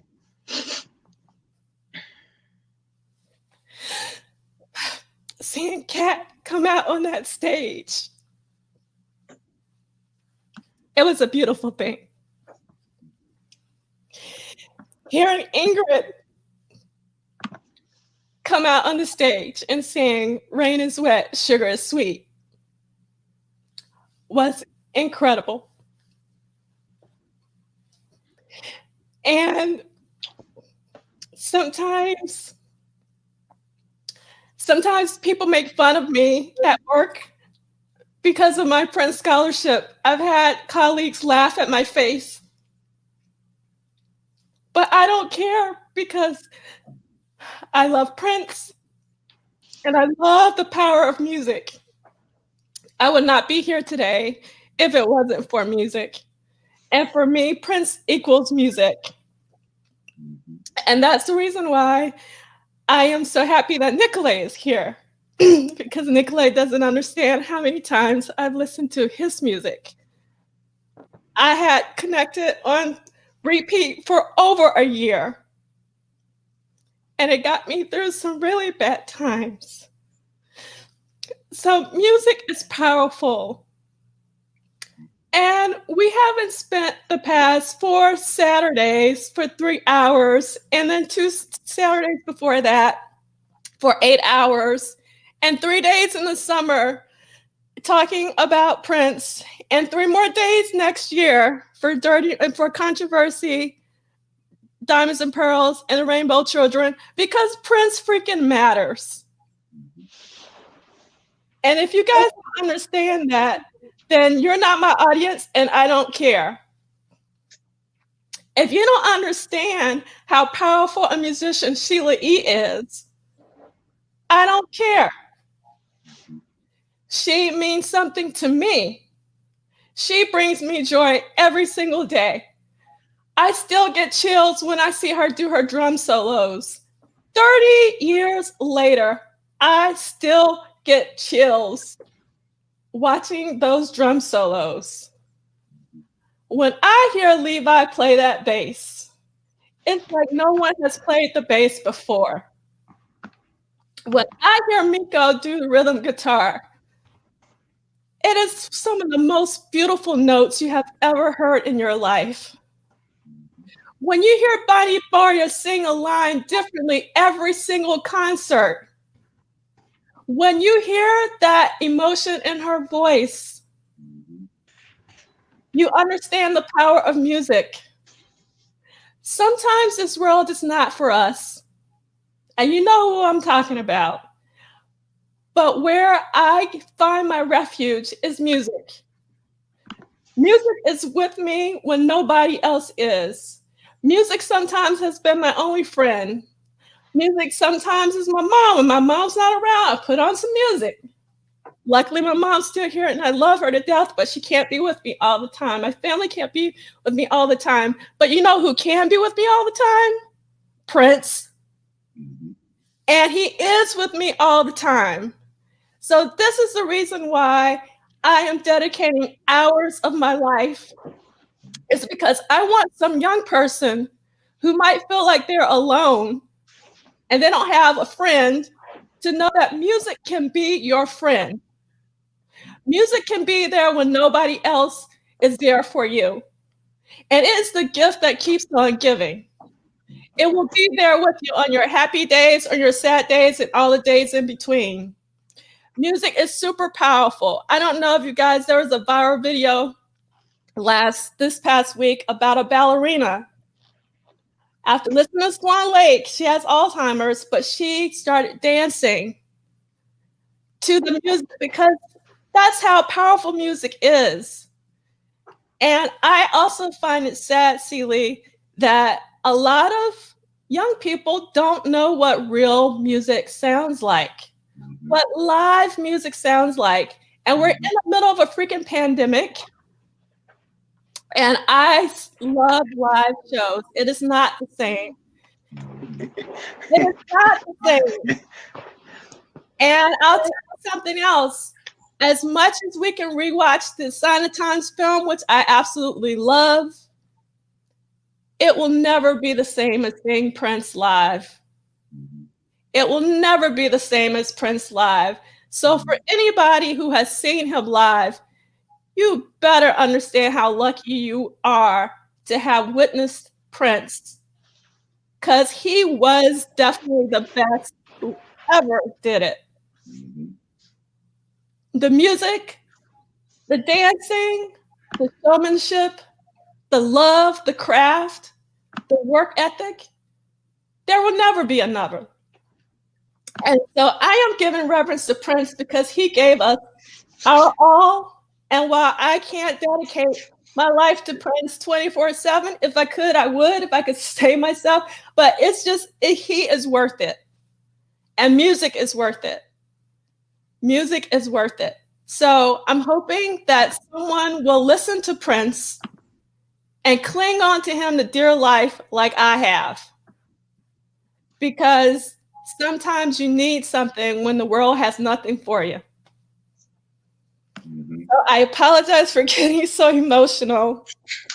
Thank you. All right, D'Angela. Hold up now. As your oldest friend, I'm gonna need these colleagues' names up in New York so I can call the homies so we can make a trip up there. You know what I'm saying? And brother Wyatt, and I was debating if I wanted to say this while we were live, but I'll respond to this way. Most of you won't know the name Natasha Trethway, but Natasha Trethway is an African American Pulitzer Prize winning poet. She was also the U.S. Poet Laureate, right? She's from Mississippi. Natasha Lloyd is a Pulitzer Prize winning poet. She teaches now at many of the major universities, and we were having a private discussion, and she said that even with a Pulitzer Prize winner, she's, you can't get a higher than that. That because she didn't have a PhD, her white colleagues still would laugh in her face and demean her scholarship. And she was feeling bad about that. And maybe I'm just too country. Maybe I'm just from Clarksville, Mississippi. I said, I wish they would laugh at me if I was you. She said, why? I said, God damn it, I would take my Pulitzer Prize. Like the big jumper. I walk in with that damn Pulitzer Prize. I'm saying that, D'Angelo, because that's what haters do. Haters hate light. Cockroaches don't like the light. And so there are a lot of scholars who majored in something or something. They don't like what they majored in. They don't like the fact that their scholarship is not about uplifting people. You will be surprised how many people in academia actually hate the work that they produce. They're good at it. They can do it. So you have to recognize that when those, quote, fake ass scholars, like I call them, because if you're a real scholar, you too busy doing what you're doing to laugh at what somebody else doing. When you're a real scholar, you know that you can learn from somebody else's scholarship to help it develop your scholarship. Mm-hmm. So any scholar who would demean another scholar, you're either jealous, inept, or just evil. Mm. So that's what I want. So the fact that they would do that says to me that you're doing what you're supposed. You know how you know you're doing it? Because they talking about you. You ain't talking about them. You have never wanted to walk up to them and tell me, I think you suck. Why? Because they not doing enough for you to even know they suck. Well, on the other hand, you doing something because they going out there. We gonna go tell her she suck cause we got no. And when so the next time, walking there with your Prince scholarship like the big joker right here, and say, I guarantee you, I'm gonna get more students and more publications than your dry ass. Tell them, let's take it to the stage. Yeah, there you go. Bring your scholarship. Bring my scholarship. Let's take it to the stage and see what we get. I'm done. Thank you so much, everyone. Thank you. So we are at the end of the episode I was really looking forward to because it is so important to talk about this particular band. There are 3 more things I want to say now that I have my composure. I wanted to respond really quickly to Ricky. I do think that one of the issues for this band was that they did not tour the States for Sign of the Times. I think that was a huge problem. It was a huge problem because they didn't even really tour for Parade either. I mean, they had the Detroit show. Yes, the birthday show. I understand. So we had to go from Purple Rain to Love Sexy. And that was a very long wait for someone who had seen 4 years. Yeah. Yeah, it was 4 years. It was a long time. So I think that's one of the problems with the band with no name in terms of, and also as much as I love Love Sexy, that cover was so problematic, and it put so many people off, even though that tour was the best tour I've ever seen in my life. And I have been to hundreds of concerts, and they didn't make any money on that tour. But that tour was incredible. I have to give a shout out to Boy Bennett. And he did his thing on that. So that's really important to say. And I will also say, Dwayne is actually my friend. And I just want to say that it's really important that everything that we say out of love. And you have to understand, we just want the band with no name, and that's Sheila E., that's Miko Weaver, that's Levi Seacer Jr., that's Wally Safford, that's Greg Brooks, that's Eric Leeds, that's Atlanta Bliss, that's Bonnie Boyer, that's Kat Glover. We just want these people to be talked about. We don't want them to be footnotes. We just want them to have their full pages. Right. I mean, like, I don't understand it. Is it really that? I mean, even if they don't want to talk, talk about them. Right. That's what we're doing. They were important. I'm sorry, they were important. And it was an incredible time. I love everybody in the revolution. I love Dr. Fink. I love Wendy and Lisa. I think they're incredible. But why aren't we talking about the band with no name more? Especially for Sign the Times. Especially for Sign the Times. So I'm going to say this one more time. I really wish there was a Pardon of the Red Sea, that we would have started in 1987 with the Sign of the Times Super Deluxe box set and went forward instead of backwards. You could have put a lot of this material on the Parade box set. Yes, again, I know it came after Parade, but do the end of the narrative, the end of the Revolution narrative with Parade. Now, if you want to do the end of the Revolution narrative with Sign of the Times, give equal billing to the start of the new band. Don't let them be a minor part of the story. That's all I'm trying to say, because they have given people so much joy. You don't understand. The Black Album? You don't understand. The Black Album, you don't understand. So please give us a Black Album Love Sexy Super Deluxe box set. You can do that. People will buy it. I promise you. You know, so it's just like, don't sleep on these incredible musicians.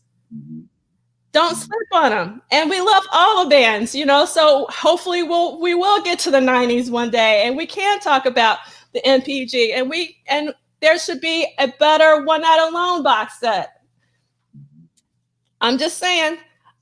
So there's room for more, but I'm going to say this one more time. I'm turning 50 on November 23rd. The world is going crazy. I don't know how much longer I'm going to be here. Please give me a Love Sexy Black Album box set soonish. Please give me a Madhouse box set soonish. I mean, like, I'm not going to live for another 50 years. I can't wait that long. We are the people who will just take our money. Take our money. We are willing if you give us what we want, which are those box sets. Hey, maybe we should just start a petition to send to the estate. We should just, start a petition and say, hey, this is what we would like to see in the next few years. And we get, everyone to sign these, like the petition to say, hey, this is what we want. I mean, the worst they can say is no. I mean, but at least they would know, like, hey, this is what the community wants. Or like, this is what they want to see, They can't claim ignorance after that.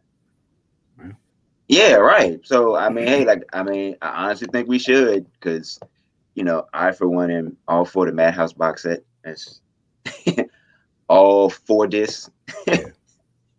Yes.